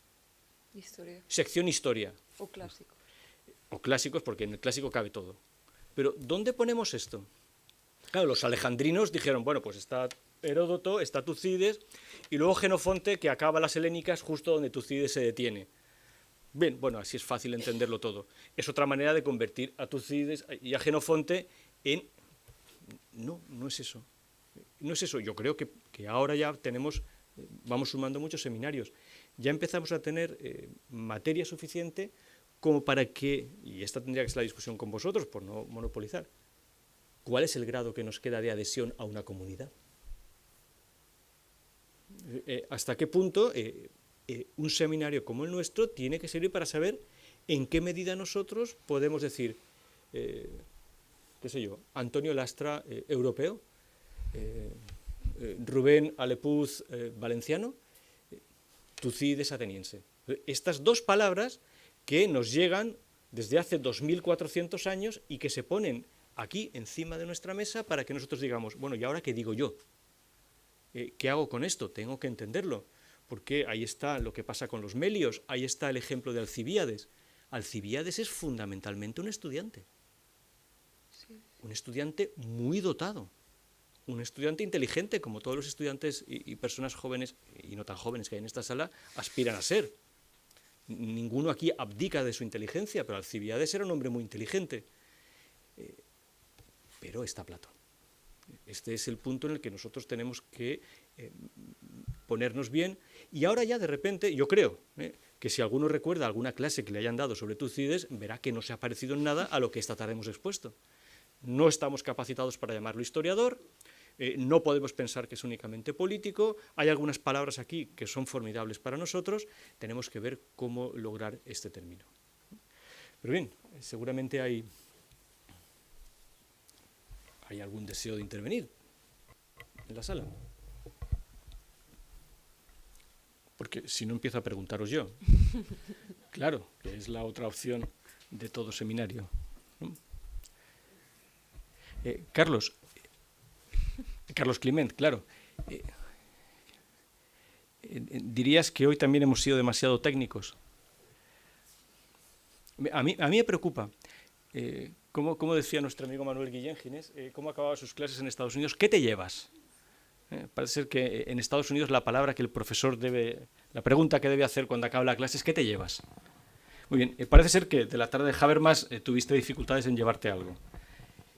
Aunque yo personalmente disfruté hasta la médula. Pero, ¿qué te llevarías de aquí hoy? Porque fíjate bien, Hobbes, el traductor de Tucídides, autor del Leviatán, luego tiene un librito precioso que se llama Diálogo entre un jurista y un filósofo, que es un texto que debería ser de lectura obligatoria en las facultades de Derecho y de Filosofía. Es un diálogo formidable. ¿De qué lado se pondría Hobbes? No sé responder. Tú eres un jurista. ¿Qué se lleva un jurista de esta discusión que hemos tenido aquí? ¿O ha sido demasiado técnica también hoy? Claro, el problema de que no hagáis preguntas es que yo puedo preguntar, platónicamente. Estoy aprendiendo. ¿Pero qué? No lo sé. Aún no lo sé. Aún no lo sabes. Bien. Muy bien, ya empieza la discusión. No me atrevo a discutir. Me atrevo simplemente a dar dos cosas que he leído que me dan un poco de miedo. Uno dice, cuando dice que la Realpolitik es la escuela de pensamiento político que antepone el poder a la ética en las relaciones diplomáticas. Dinos a todos dónde lo has leído para que veamos el contexto. Cosas de libros sobre autores de Tucídides, de ahí ya se ha leído. Muy bien. Ahí, y luego en el libro... ¿Te has encontrado? ¿Quieres repetir la frase, por favor? Sí, que la Realpolitik es una escuela de pensamiento político que antepone el poder a la ética en las relaciones diplomáticas. Vale. Y hay otra cosa en el libro... Espera, contextualiza esa frase. No me contestes, que si no me vas a dejar... No me voy a acordar luego. Pero contextualiza la frase, Evaristo. ¿Quién habla de Realpolitik? Debe ser o el político o el real. Pero, pues el Real puede ser Real Madrid y el político no lo sé. No. Pero si no me dejas continuar... Vale, era para que la contextualizáramos adecuadamente. Es que como dices que no quieres monopolizar, pues yo intento que no monopolices. En el libro quinto, en la página o algo así, dice, en el 416 a.C., que me lo he apuntado, después que le pegan la paliza a los melos, que tú dices que no hay que ir allí porque están a los bajo. Melios, sí. Aquí ponen melos, pero en fin, a lo mejor está mal escrito. No depende de la traducción. Los embajadores atenienses se dirigen a las autoridades de la isla de Melos y se trata más bien de alcanzar lo posible de acuerdos con lo que unos y otros verdaderamente sentimos. Porque vosotros sabéis y habéis aprendido, igual que sabemos nosotros, que las cuestiones humanas, y ahora dígase, las razones de derecho, intervienen cuando, a partir de una igualdad de fuerzas, mientras que en caso contrario, los más fuertes determinan lo posible y los débiles lo aceptan. Esto es lo que he leído y esto es lo que pienso, porque siempre tenemos que perder los mismos. Bueno, en esta guerra pierden todos. Si te sirve de algo, es una guerra entre espartanos y atenienses y los dos pierden. El verdadero ganador en verdad es Tebas. porque los dos quedan tan derrotados, los dos bandos, aunque técnicamente gane Esparta, que dos polis poderosísimas se quedan en la absoluta miseria. Sí te sirve de algo. No, pero voy a contestar. Fíjate que tu pregunta hace que tú te pongas en el lado de los melios. Y eso ya hace de ti el benjaminita de la otra tarde, no el de las víctimas, porque no te has puesto del lado de los atenienses. ¿Por qué piensas que no has ganado? Pero esta es otra. Pero fíjate, la frase realpolitik, por eso quería contextualizarla antes de que siguieras para que no se nos olvidara. Ese es un concepto que aparece cuando Bismarck reunifica a Alemania. Es muy importante porque el punto es este. Es el momento en que aparece un concepto que paradójicamente hace que todos los demás sean ingenuos. Lo que Bismarck decía es, vamos a ver, si os queréis dedicar a la política es realpolitik. Todo lo demás es utopismo. Pero ahí Bismarck, que era un zorro, y que posiblemente había leído su Tucídides muy bien, está haciéndole el juego a su gran rival. ¿Cuál es el gran rival de Bismarck? No obviamente los franceses, a los que ha zurrado de lo lindo en la batalla de Sedán. No, el rival de Bismarck es el Partido Socialdemócrata. Esto es, son los socialistas. Lo que sabe Bismarck es que la gran fuerza contra la que él realmente está discutiendo no son los franceses, sino la socialdemocracia, o si lo queremos en términos romanos, a los que me haya aludido, el proletariado, o la plebs. Pero les está haciendo el juego en el sentido en el que él podría decirles, bueno, pero esto no os lo ha enseñado a vosotros Marx, no seáis utópicos, sed socialistas científicos. No seáis ingenuos, no estamos aquí para discutir de utopía. Y entonces les dice a los socialistas, al Partido Socialdemócrata, y Bismarck es el que realmente obliga a la SPD a tomar una decisión fundamental para el desarrollo de la Unión Europea hasta nuestros días. Si seguís siendo utópicos, no entráis en el Parlamento. Si hacéis realpolitik, fíjate la trampa de Tucídides. Si hacéis realpolitik, entrad en el Parlamento. Eso rompe la SPD por la mitad. De ahí nace el Partido Comunista. Porque la SPD dice, muy bien, hay que hacer realpolitik, entramos en el Parlamento.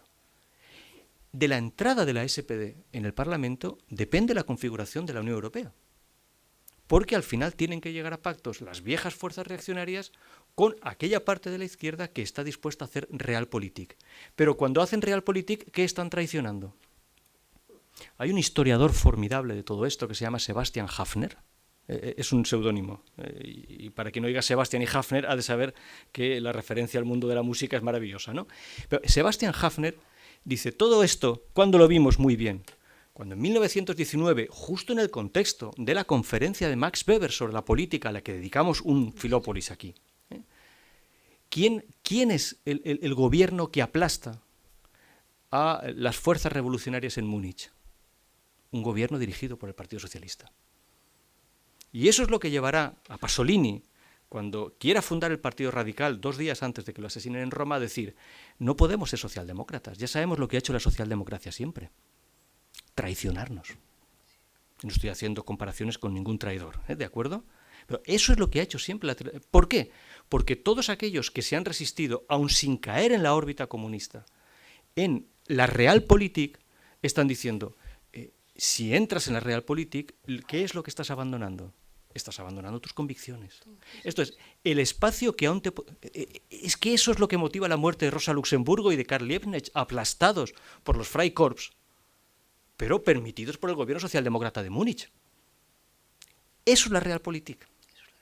Rosa Luxemburgo, que podía ser efectivamente espartaquista, pero no era una stalinista en ciernes, estaba diciendo, dejadnos un resquicio de convicciones, dejadnos la posibilidad de que podamos pensar al margen de la realpolitik. Y es un gobierno socialdemócrata el que mira para otro lado cuando los Freikorps, que están armados hasta los dientes, acaban con la revolución en Múnich.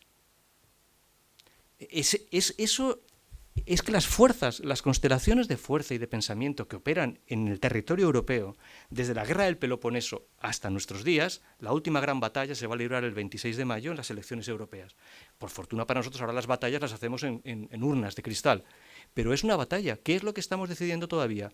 O una realpolitik, que en estos momentos está asomando todos los dientes posibles, o espacios para la posibilidad de una convicción todavía, es decir, el espacio para que los diálogos de Platón sean posibles. Esta es la cuestión. ¿Por qué? Porque Tucídides está diciendo, lo que yo estoy escribiendo no es la guerra del Peloponeso, señores, estoy escribiendo la historia de la humanidad. Sí. Es la primera página. Por tanto, mucho ojo, porque aparecerá un Bismarck que hablará de realpolitik y seducirá al Partido Socialdemócrata para que entre en el Parlamento, es verdad, y con eso consiga una constelación democrática y parlamentaria de la que tanto nos ufanamos, pero Walter Benjamin diría, pero al precio de que Rosa Luxemburgo, Liebknecht, Gustav Landauer acaben todos ellos masacrados por un gobierno socialdemócrata que mira para otro lado cuando están matando a los mejores. Y en última instancia, eso acaba debilitando al Estado y permitiendo la aparición, después de los Freikorps, de los camisas pardas y el partido nazi. Esto es lo que ahora nosotros tenemos que empezar. ¿Vamos a hacer realpolitik? Exacto. ¿O vamos todavía a permitir espacios en los que los diálogos de Platón, que no te estoy diciendo que sea ponernos a leer ahora el Menéxeno, sino es posible que los diálogos de Platón tengan su lugar en los espacios de la política que tienden a ocuparlo todo? Porque eso es lo que dice Pericles, es la filosofía la que hace la ciudad. Platón levantará el Menéxeno y dirá, no, no hay una burla no hay una sátira más acerada de la política, del poder, que el Menéxeno, que es un diálogo lleno de contradicciones, hasta de absurdos históricos, deliberados por parte de Platón, para decir, tiene que haber un espacio para la reflexión filosófica. Sin ese espacio para la reflexión filosófica tenemos la tragedia, que es algo que perfectamente puede aparecer el 27 de mayo según las constelaciones de fuerza que se den en la mañana anterior cuando se haya ido a votar. Pero hay que intentar entender qué es lo que está sucediendo. La constelación es la misma. 2.400 años de historia no son nada desde un punto de vista biológico. Y por tanto, esta es una advertencia formidable.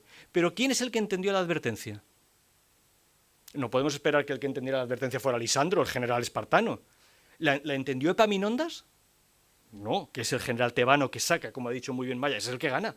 Al final de cuentas, Epaminondas, al que Plutarco adoraba, es el que dice, perfecto, estos se matan, estos también, Tebas. Pero Epaminondas vuelve a caer, porque en el fondo ni siquiera es Tebas quien gana. ¿Quién gana la guerra del Peloponeso? Macedonia. Claro, efectivamente. ¿Y Macedonia qué es? La inmensa política de poder de Alejandro Magno. Otra vez abocada a la tragedia porque no tiene un fundamento filosófico con el que mantener una coine. Y como no lo tiene, cuando Alejandro muere, se desencadenan las guerras civiles otra vez. Y vuelve a separarse todo lo que se podía haber unido. ¿Cuál es el resultado de eso? Lo que en la historia de la filosofía estudiamos como la cosmópolis de los estoicos. Cosmópolis. Pero la cosmópolis de los estoicos no es más que el decir, hombre, si Alejandro hubiera dejado espacio, hubiera podido dejar espacio a un pensador, la cosmópolis no sería algo que nos obliga a refugiarnos en los jardines, sino que podríamos hacer política. Y eso empieza a repetirse continuamente. ¿Qué es lo que lleva a todos los historiadores y pensadores romanos a ser cosmopolitas? Ellos lo llaman estoicos. A que en el fondo, aunque estén en medio del poder, Séneca, Cicerón, al que hemos dedicado aquí, Marco Aurelio, todos ellos dirán, hemos de reservar espacios posibles para el pensamiento, porque si no estamos abocados a la tragedia. ¿Y es la tragedia? Séneca conoce la tragedia, Cicerón conoce la tragedia. Marco Aurelio conoce la tragedia hasta sus últimas consecuencias y la esquizofrenia del poder. Y así, Boecio, es la historia misma del pensamiento. Pero Tucídides ha marcado la advertencia desde el primer momento. Sí. Espero no ser demasiado técnico. Perdón, por favor. Había una mano aquí y otra mano... Por favor. Sí, Eduardo lo permite. Pero ponte el micrófono porque ha de grabarse en la máquina.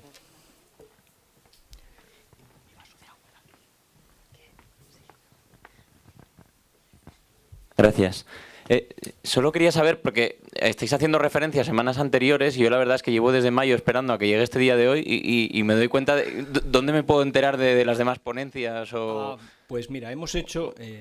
puedes entrar en la Escuela de Filosofía del Ateneo y ahí están todo lo que... Es que hemos hecho un seminario de Historia de las Ideas Políticas que empezamos en noviembre. Y he hecho referencia, perdón, para los que... Pero como lo hemos grabado, como lo de hoy, pues lo tendremos en breve, ¿no?, a disposición. Nada, lo colgaremos y podrás ver las 14 horas que tenemos acumuladas. Perfecto. Pero hay otros... ¿Está en la web? ¿En alguna web? Sí, en la Escuela de Filosofía del Ateneo lo pondremos. Vale, gracias. Perdona. Nada. Y disculpad, pero ahí está toda la información. Es verdad que ahora hacemos muchos más cursos que nunca. Sí. Esto es como Bob Dylan. El tour que nunca acaba, nosotros lo mismo. No vamos a dejar de hablar nunca. Bien. Eduardo. A ver, en primer lugar, muchas gracias por la charla. Voy a tomar la pregunta que Antonio le ha hecho a Carlos y en el sentido crítico pero constructivo. A mí, hasta que hemos empezado a participar, me ha parecido un monólogo alternante. Es decir, habla Antonio, habla Maya, hay Antonio. Yo creo que sería, ya que es un seminario de participación y tal, pues que fuera un poco pues una especie de debate. Luego, evidentemente, hay gente de mucho nivel y gente de mucho más bajo nivel. Con lo cual, también os hago la crítica, también constructiva, de que pudierais llegar. Yo cuando vengo a este seminario es que me quiero llevar algo que me sirva para la vida de hoy, ¿no?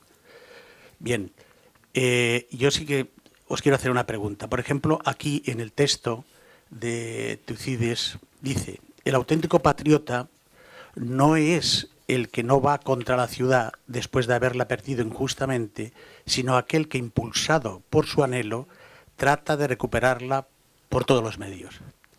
Es decir, ¿qué relación hay en estos personajes que estamos reflexionando con la sociedad de hoy? Por ejemplo, en el concepto patriota, ¿no? El concepto del auténtico patriota. ¿Quién sería hoy el auténtico patriota? Cualquier país con intención de imperialismo Sí. es Alcibíades en este momento. El anhelo del que habla Alcibíades, creo que cualquier imperialismo que ha habido desde entonces hasta ahora tiene la misma pulsión, tiene el mismo deseo, que es el deseo de más. Más colonias, más dinero, o un deseo que no se llega a comprender, pero que yo creo que está todo tipo de imperio, todo tipo de imperialismo, participa de exactamente el mismo anhelo, el mismo eros del que hemos hablado, que si no se frena llega a ser trágico. ¿Ese es el auténtico patriota? Ese es el auténtico patriota. Lo decisivo es que los únicos que se llaman Filópolis son atenienses y personas que terminan produciendo catástrofes políticas bastante considerables, ¿no? Pericles los lleva a una guerra terrible y Alcibíades culmina destrozándola todavía más, ¿no? Eso es. Pero, ese es el anhelo. Perdón un segundo. En la página anterior habla del amor a la patria. Dice, situación, tal, y ahí habla, ahora no lo veo. Aquí. Pero, Por ejemplo. sí. Es Al la final, primera. en las 4 últimas líneas. Sí, está puesto ya ahí. Dice, exactamente. Sí. Eso. Pero no ama a su patria, ¿no? De verdad, quiero decir que no me queda claro, porque lo que tú dices, claro, el que ama a su patria o el que a través del imperialismo, ¿no?, quiere imponerse a la patria. No me queda claro ese concepto. Pero, Eduardo, tienes la facultad de hacernos preguntas sin exponer con claridad tu planteamiento. Mira, recuerda el seminario que dedicamos a... No, porque es muy... ¿Qué vinculación hay para que nos podamos ir aquí con una relación entre estos personajes y el mundo de hoy? ¿Qué nos puede decir? Por eso, a veces conviene utilizar otra pedagogía en vez para que cuando salgamos de aquí, pues la gente pueda decir: oye, pues he aprendido Yo, contestando a lo que antes os estaban diciendo por ahí, y concretamente que, bueno, pues que hay que bajar el nivel para que... sí, claro, para que la gente pueda llevarse algo. Muy bien, Eduardo, vamos a ver. Mira.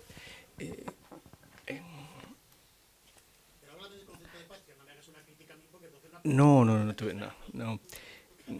es la cosa. Mira,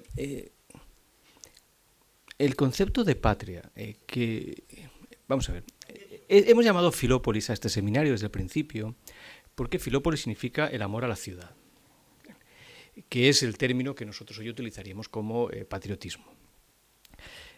A mí cuando alguien insiste en patria, bueno, yo me recuerdo lo que decía el doctor Johnson, que es formidable, ¿no? El patriotismo es el último refugio de los canallas.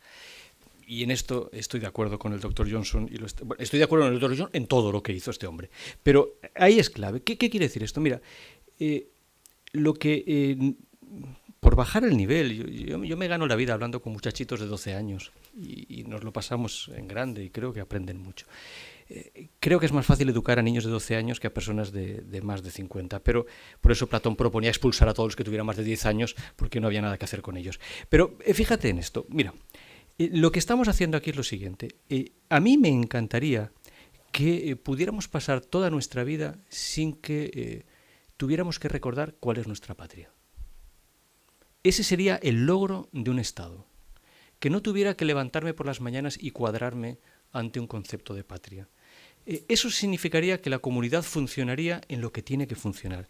¿Cuál es el problema? Que el poder no es así. Por esto el poder no es así. Esto es las patrias. Fíjate, Pericles. ¿Podemos permitirnos ser demócratas hacia el interior? Falso. En el fondo no era un procedimiento democrático, pero necesariamente tenemos que ser imperialistas hacia el exterior. ¿Cuál es el concepto de patria? Bueno, hay muchas maneras de verlo. Desde luego, una manera de verlo es jamás sí se va a poner el concepto que sea por encima de la discusión. Cuando alguien dice la democracia está por encima de la ley, en el fondo, si hablara en indoeuropeo, estaría diciendo el poder está por encima del logos. Y eso es algo que no podemos permitirnos. Bueno, pues esto es tan sencillo. Ahora, si tú quieres saber a qué patria pertenecemos, bueno, la filosofía surge para poner entre paréntesis todo lo que puede. Es una operación muy bonita. Nosotros en clase lo hacemos con mucha frecuencia. Vamos a ir poniendo parcelas del mundo de la vida entre paréntesis. Vamos a poner una parte entre paréntesis. ¿Podemos seguir viviendo? Bueno, bien, pues entonces eso que queda entre paréntesis no lo borramos. Lo hemos puesto entre paréntesis. Esto Descartes y Husserl lo hacían con una lucidez y una meticulosidad formidables, ¿no? La epogé, en griego significa paréntesis. Muy bien, voy a poner entre paréntesis esto. Muy bien, ya lo he puesto entre paréntesis. Voy a poner otra cosa entre paréntesis. Muy bien, pues mira, he puesto también esta parcela de la existencia y puedo seguir. Claro, al final, ¿a dónde llega Descartes? Descartes llega a decir, pues pienso, luego existo. Todo lo demás está entre paréntesis, pero yo sigo pensando. Luego, todo lo que ha quedado entre paréntesis no era tan importante para mí porque yo sigo pensando. Es más, lo único que de verdad puedo decir de mí como ser humano es que soy una cosa que piensa. No, yo no digo eso. Yo te digo que he puesto entre paréntesis todo esto y resulta que me sigo encontrando con que lo decisivo, lo que ya no puedo poner entre paréntesis, porque si eso también lo pusiera entre paréntesis, desaparecería, es que pienso. Y eso es fundamentalmente la aportación de la filosofía. Y lo que la filosofía, de una manera irónica, descarada a veces, burlona, pero profundamente comprometida con su condición de ser humano, les dice a todos los demás, atreveos a poner entre paréntesis todas las cosas que podáis de la vida hasta ver a dónde llegáis. ¿Qué es lo que no podemos poner entre paréntesis? ¿Qué pensamos? Y este punto es formidable. Entonces, ¿cuál es la patria de los filósofos? Yo creo que el filósofo es aner apolis, que como hemos dicho al principio de la exposición, es la palabra con la que Plutarco se refiere a Temístocles, el hombre que no tiene ciudad. Pero el hombre que no tiene ciudad está en la ciudad. Y si recuerdas el pasaje más oscuro de la República, que hemos hecho mención aquí varias veces, es el pasaje en el que a ese Anerápolis, al filósofo, se le llama con una palabra preciosa, casi en una de las primeras menciones de la palabra fuera del ámbito de la epopeya. Héroe. El filósofo es un héroe. Y está merodeando por la ciudad, pero no es todavía de la ciudad, o ya no es de la ciudad, pero gracias a que ese tipo está merodeando por ahí, o dicho de otra manera, gracias al Sócrates platónico, Atenas se da cuenta de la vergüenza. Atenas mejora con la filosofía como no había mejorado con ninguna de las operaciones que Tucídides describe. La guerra no mejora a Atenas, la expedición a Sicilia no mejora a Atenas, la embajada de los Melios no mejora a Atenas, pero Sócrates mejora a Atenas. Entonces, claro, ¿qué te puedo decir? La filosofía consiste en que si tú me dices soy patriota, francamente tengo que decirte, pues mira, pusimos la patria entre paréntesis. Bueno, sí. El micrófono o no quedará registro de tus intervenciones. ¿Y había otra mano levantada? Sí, iba a hacer una pregunta. ¿Y quién más? Luis quería hacer una pregunta, no sé qué más. Luis allí y Vale, aquí, Alberto. nada. Antonio, has dicho una cosa que para mí creo que es importante y que comulgo contigo. Has dicho, nuestro mayor grado de adhesión a la ciudad se produce cuando estamos a las puertas de la tragedia. Yo creo que esto es verdad. Esto tiene también un poco de relación cuando estamos fuera de España, nos sentimos como más españoles. Y cuando no... Sí, este sentimiento pasa con mucha frecuencia. Pues yo conozco mucha gente que se siente muy español, pero cuando está fuera de España. Pero, ¿sabes? vamos a ver sí. si lo entiendes, Eduardo. Y voy a bajar más. Sí. Cateven. Lo que quiero decirte es que, Sí. perdona, lo que yo trato de enseñarte Sí. es que pongas España entre paréntesis. Sí. Y hasta luego. Dentro y fuera de España, y que Sí. no te importe si eso se queda entre paréntesis mucho tiempo. Es más, es que tu vida comunitaria, Sí. tu pertenencia a la comunidad, Sí. mejorará si muchas cosas las pones entre paréntesis. Pues ahora ya no estoy de acuerdo, ¿ves? Claro, ya sé que no estás de acuerdo. Claro. Claro, ya no estás de Es que acuerdo. soy valenciano y luego español y luego europeo. Sí, pero esas son las cosas, Eduardo. Sí, claro que es una opinión. Claro que es una opinión. Pero es que es una opinión que Tucídides después de leer a ateniense. Tucídides, Claro. es decir, tú lees a Tucídides y dices, es que no quiero ser ni español, no quiero saber nada de la política. No, porque espera, es no. efectivamente trágica. No. Sí, Lo sí, que sí, sí. dice Tucídides es, mira a dónde nos ha llevado eso que tú has dicho. Claro. mira dónde Entonces, lleva el Filópolis. ¿quién saca las consecuencias de esto? Bueno, tú puedes seguir siendo valenciano y español todo lo que quieras, pero hombre, lee el Menéxeno. Y entonces tú tienes que poner en tu peculiar platillo de la existencia humana, en las dos balanzas tienes que poner todo eso que tú pones en el platillo Valencia y España, que yo respeto, como respeto Birmania, como respeto Rhodesia o Singapur, ¿de acuerdo? Bien.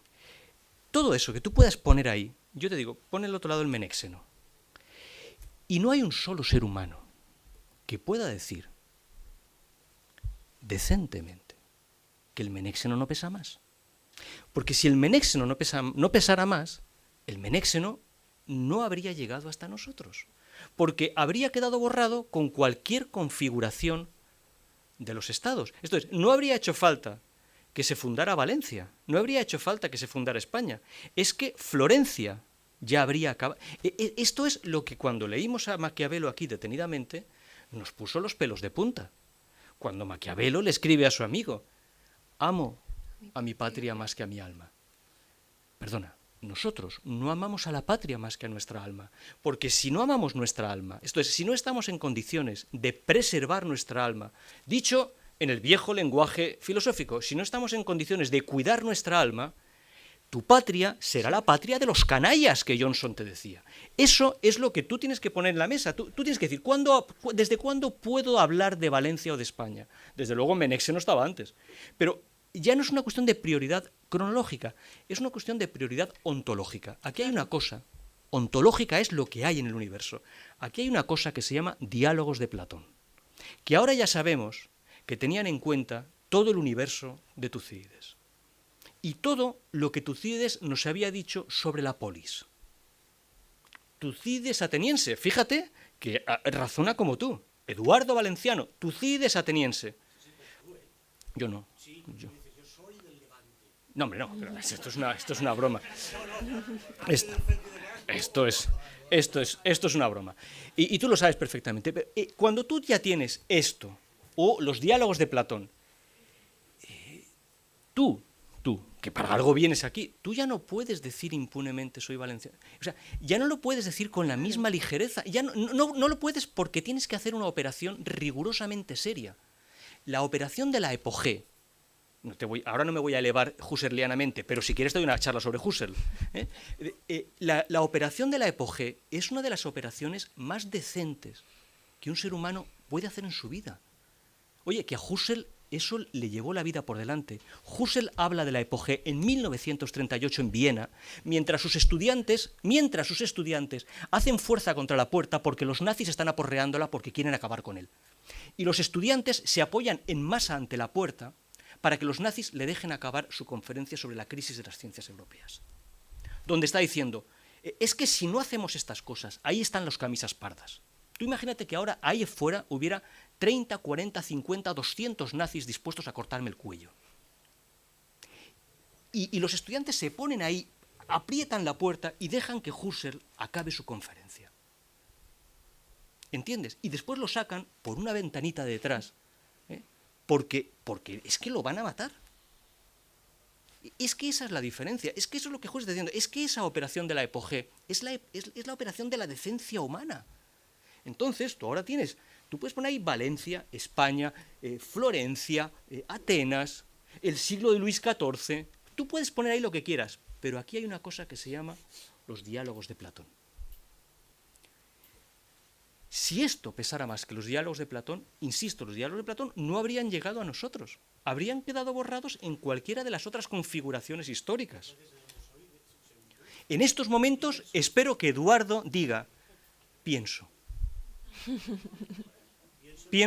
luego existo, que es la cosa, pienso, luego existo, que es la cosa que Descartes te dice, eso ya no lo puedes poner entre paréntesis.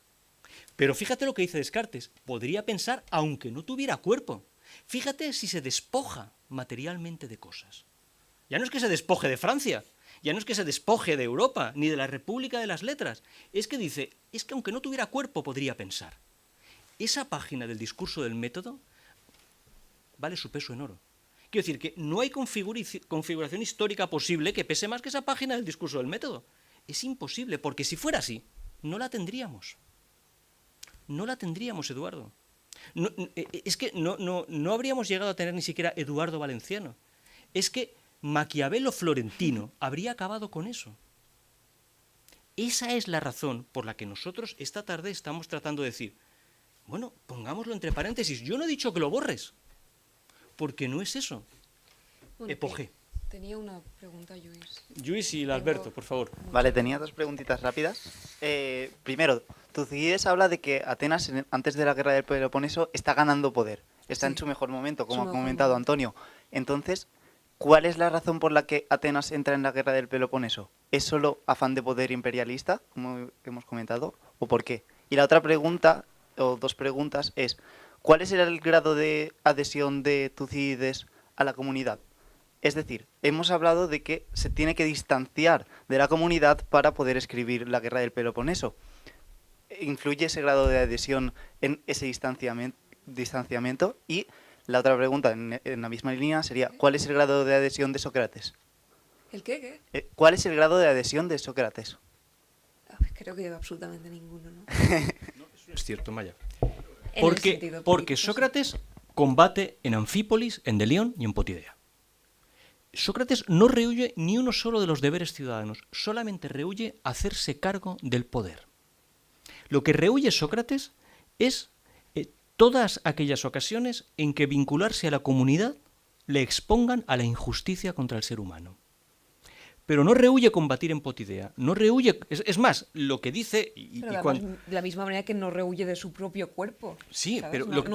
pero eso no es lo Antonio. decisivo. Lo decisivo, Luis, es cuando los tiranos le dicen, ve a detener a León de Salamina. Y les dice, yo me voy a mi casa. Yo a detener a León de Salamina no voy. Ahora, ¿que hay que combatir en Potidea? De acuerdo. Pero fijaos que lo que dice es, pero al menos podríais habernos llevado a la victoria. Es que no sabéis ni dirigir las guerras. Pero, Eso no lo rehúye. es decir, no detiene a este hombre porque lo considera una injusticia, pero no trata de convencerles. En este ¿Te parece caso, poco decirles a 11 tiranos a la vez me voy a mi casa? pero Hay no que trata tener de- mucho valor para decirle a 11 tiranos no Es os decir, obedezco. En el Critón, él sí que dice, he tratado de convencerles en la apología, bueno, en lo que se relata en la apología, y como no lo he conseguido, voy a aceptar las consecuencias. Pero Ahí en está, este caso, ahí no va a detenerlo. Es decir, está haciendo lo contrario que en Critón, ¿no? No, porque, O sea, porque en esta vez sí que escaparse desobedece. de Atenas sería injusto. Y detenerlo también, pero Por eso ni se va de Atenas ni detiene a León. Es coherente con su planteamiento. Pero Yo no veo ninguna incoherencia. Él no piensa que es justo. Yo creo, porque Sócrates en el momento en que pone en duda qué es la justicia, todo tipo de política ateniense o de regla comunitaria desaparece. Es que desaparece. En el momento que pones encima de la mesa ¿Qué es cuál la es el justicia? mejor tipo de Estado, el Estado que ya existe cae por las escaleras y Queda entre paréntesis. queda derrotado, No, no, Antonio. pero queda entre- Queda pero, derrotado. pero es muy importante que nos demos cuenta de que nosotros no borramos nada. ¿Quiénes somos nosotros No para borramos borrar o nada. poner? Nosotros no somos Dios. Ponemos en paréntesis porque es eso que sí. si no, no nos dejarían discutir más. Pero ¿sabes? lo ponemos entre paréntesis. Todo lo que reclama la filosofía, todo lo fundamental de seminarios como esto, es nuestra capacidad de la epoge. Cuando ponemos entre paréntesis eso, de repente nos encontramos con momentos para hablar. Y eso es formidable. En el fondo es lo que está diciendo Descartes. Es que si no, no podría pensar. Y lo hago para poder pensar. Claro. Y eso es lo que no podré poner nunca entre paréntesis. Eso es lo mío. Eso es lo que me constituye Pero- como ser humano. Lo demás es completamente contingente. Claro, eso es lo que estoy diciendo. Pero no lo borramos. Es político en la medida, respeta las leyes en la medida en que las leyes respetan su capacidad de interrogar a todo el mundo, ¿sabes? Claro. No, ya está, él no tiene, quiero decir, respeta a las leyes en la medida en que no las ama, ¿sabes? Pero la otra pregunta, bueno, Alberto y Carlos, Si quieres te y vamos contesto terminando. Nos quedan 8 minutos, prometo no decir nada.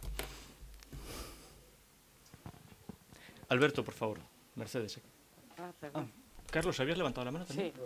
¿Luego? Sí, sí. Muy bien. Gracias. Primero, muy breve, quería dar las gracias Pues de nada, que, no lo digas. de que se siga haciendo este seminario, porque solamente un amor irrefrenable al conocimiento puede hacer que estas cosas se sigan haciendo. Y luego me gustaría tirarme a mí mismo una piedra, porque no sé si fue el año pasado o hace 2, leímos el libro del político y el científico, y yo tuve la osadía, entre comillas, de decir que Max Weber había fracasado porque no había podido evitar todo lo que luego ocurrió. De la misma manera en que has dicho tú ahora mismo que Sócrates fracasa, porque no consigue evitar que Alcibíades no haga todas las cosas que probablemente no debió hacer.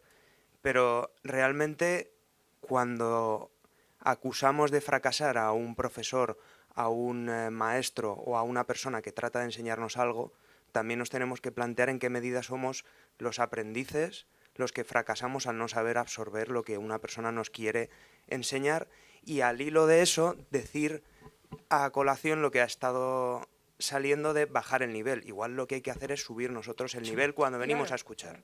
Entonces, cuando como alumno no tienes el nivel necesario, no culpes al profesor de no darte lo que quieres, sino sube el nivel para estar a la altura del profesor. eso quiero decir, yo no quería dejar como conclusión que Sócrates fracasa, o que quería decir para luego decir que porque el filósofo no tiene la potestad de decirle a nadie lo que tiene que hacer, precisamente porque no es político, es por lo que fracasa, ¿sabes? Porque no es Pericles, por ejemplo. Lo que pasa es que en deferencia al oyente hay que dejarlo claro, porque si no muchos nos podríamos llegar a quedar con la idea de que Ya. él fracasa, ¿no? Y realmente fracasa quien no le sabe escuchar. Pero es que también luego entran muchas preguntas socráticas de ¿la virtud se puede enseñar? No se puede enseñar. No. La virtud, el conocimiento se adquiere o se tiene ya en, ¿sabes? Pero Entran ya demasiado. Eso es complicado, claro. Con la Es mucho hermosísima frase de Sócrates en el Menón: no enseño nada, pregunto todo. Claro, pero Eroto panta. El filósofo no enseña nada. Para eso están los sociólogos y los politólogos y todas estas cosas que saben mucho. Yo no enseño nada, pregunto todo. Pero Esto es el filósofo. en el Menón hay algo que quiere decir, lo que quiere decir Sócrates, por ejemplo, Sócrates con preguntas le enseña un teorema matemático a alguien. Sí, sí. Que las preguntas tienen un contenido. El momento que tú pones un objeto a tu pregunta, ya estás guiando. Y es esa manera de guiar, de ser un profesor, un didáctico, ¿no? Que Sí. es uno que guía, literalmente es alguien que guía. Hacer una pregunta es decir muchas cosas. Es decir muchas cosas. Es decir muchas cosas. Perdón, Carlos. ¿Alguien más? Carlos, y con Carlos acabamos. Muy bien. Gracias, Carlos. Carlos y Carlos. Ah, vale, vale. Había dos Carlos. No, tú me has preguntado antes qué me llevaba, ¿no? Y en ese momento no me llevaba a nada. Pero he de reconocer que desde el momento en que has empezado a explicar, has bajado un poco el nivel. Tú lo has dicho, y has hecho inteligible una serie de cosas. Dice el que me ha antecedido en la palabra, que no sé cómo... Alberto. Alberto, es verdad, perdona. Es que en Que- los diálogos de Platón todos se hablan por los nombres, es muy bonito. Sí, sí, sí, sí. Dice Alberto que deberíamos nosotros de subir el nivel, cierto, y estoy de acuerdo en teoría con él, pero la verdad es que muchos de nosotros estamos intentando aprender, a pesar de nuestra edad, en muchas cosas. Y lo que me llevo hoy es que, de nuevo, porque no es la primera vez que lo oigo, nos generas, con vuestras palabras, nos generáis una actitud ante la vida que yo tenía de alguna manera interiorizada, pero no la había hecho consciente.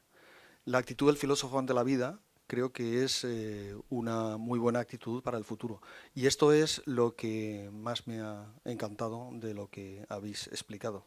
Es decir, la distinción entre la realidad y entre el ser, la realidad, y entre lo que debe de ser, de nuevo se ha explicitado aquí de una manera realmente interesante.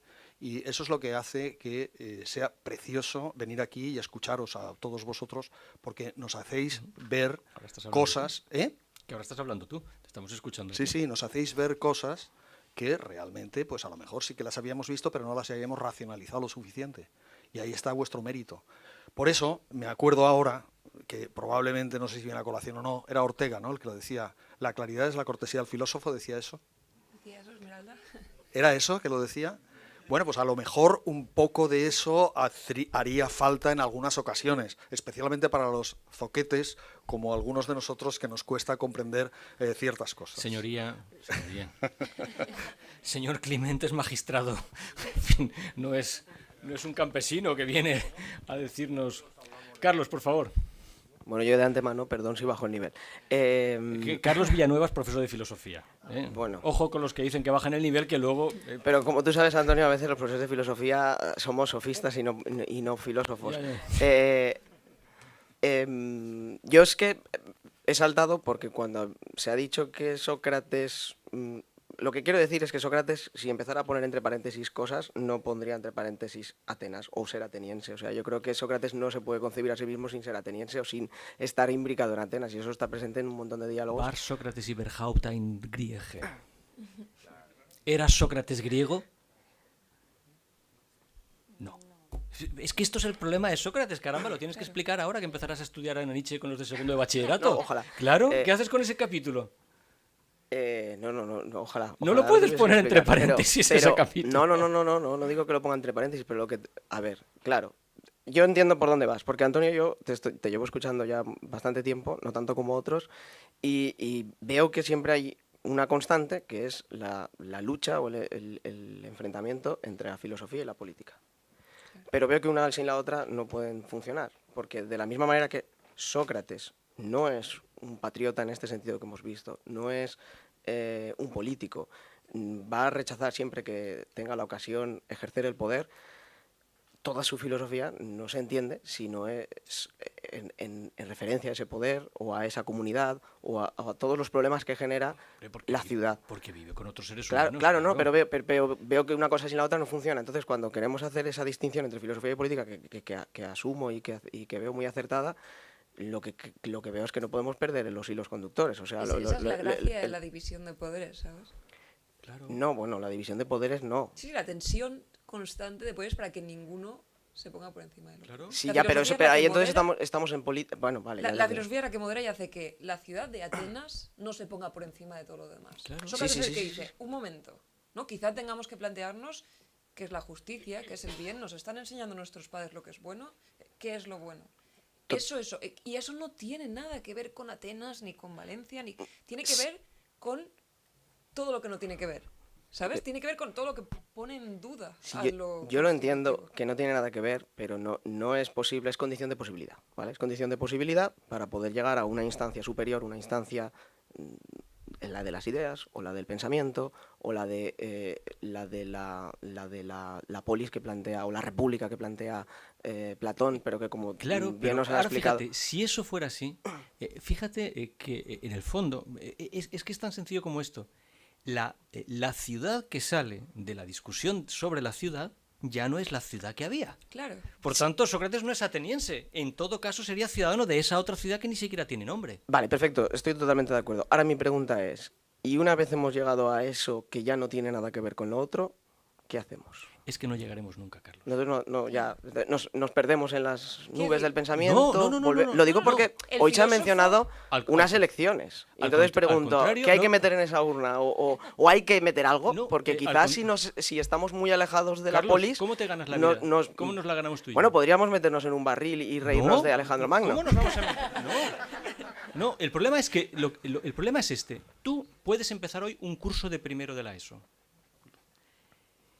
Pero el año que viene vuelves a tener delante un curso de primero de la ESO. Y al otro año, otra vez. Y tú eres cada año más viejo, pero lo que tienes delante son siempre los mismos jóvenes.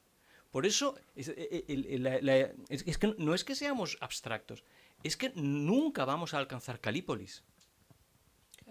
Nunca. Pero, ¿qué es lo que tenemos que estar haciendo continuamente? Tratar de alcanzar Calípolis. Eso si tú quieres, es trágico. Pero filosóficamente no es trágico. Esa es nuestra condición. Es decir, lo que te estoy diciendo es, nunca vamos a alcanzar Calípolis, pero lo que no quiero es que Atenas prevalezca. Pero me ha dado una respuesta, la educación. Claro, tengo que estar contigo, pero no es una educación definitiva. Esto es que es como si tú dijeras, como ya he educado al curso de primero de la ESO, ya me puedo ir a mi casa. No, solo me podré ir a mi casa cuando esté seguro de que Maya lo va a hacer mejor que yo. Pues ya te puedes ir yendo. Sí. Ya se lo he dicho. Te lo voy a decir como lo decía Simeón. Nunc dimitis. Perdón por la broma. No. Maya puede sacar su WhatsApp y... Es verdad. Maya puede sacar su WhatsApp y hay personas aquí y ver que yo ya le he dicho eso por WhatsApp. Ya le he dicho, ya me puedo ir, como Simeón. ¿Es cierto? Es cierto. Así que agradezco tu broma, pero ya me adelanté el sábado. Ya le dije, ya me puedo ir. ¿De acuerdo, Carlos? Pero gracias. Bien. Bueno, Maya es escocesa, ahí fuera hay 12.000 escoceses más, así que quedáis emplazados todos para una batalla campal. Ha ganado el Valencia. Entonces los escoceses estarán, por cuestiones de intendencia, el jueves 7 de marzo en el Ateneo de Valencia a las 7 de la tarde. Jueves 7 de marzo a las 7 de la tarde en el Ateneo de Valencia seguiremos con la dictadura de Luis Vives. ¿De acuerdo? Muchísimas gracias a todos.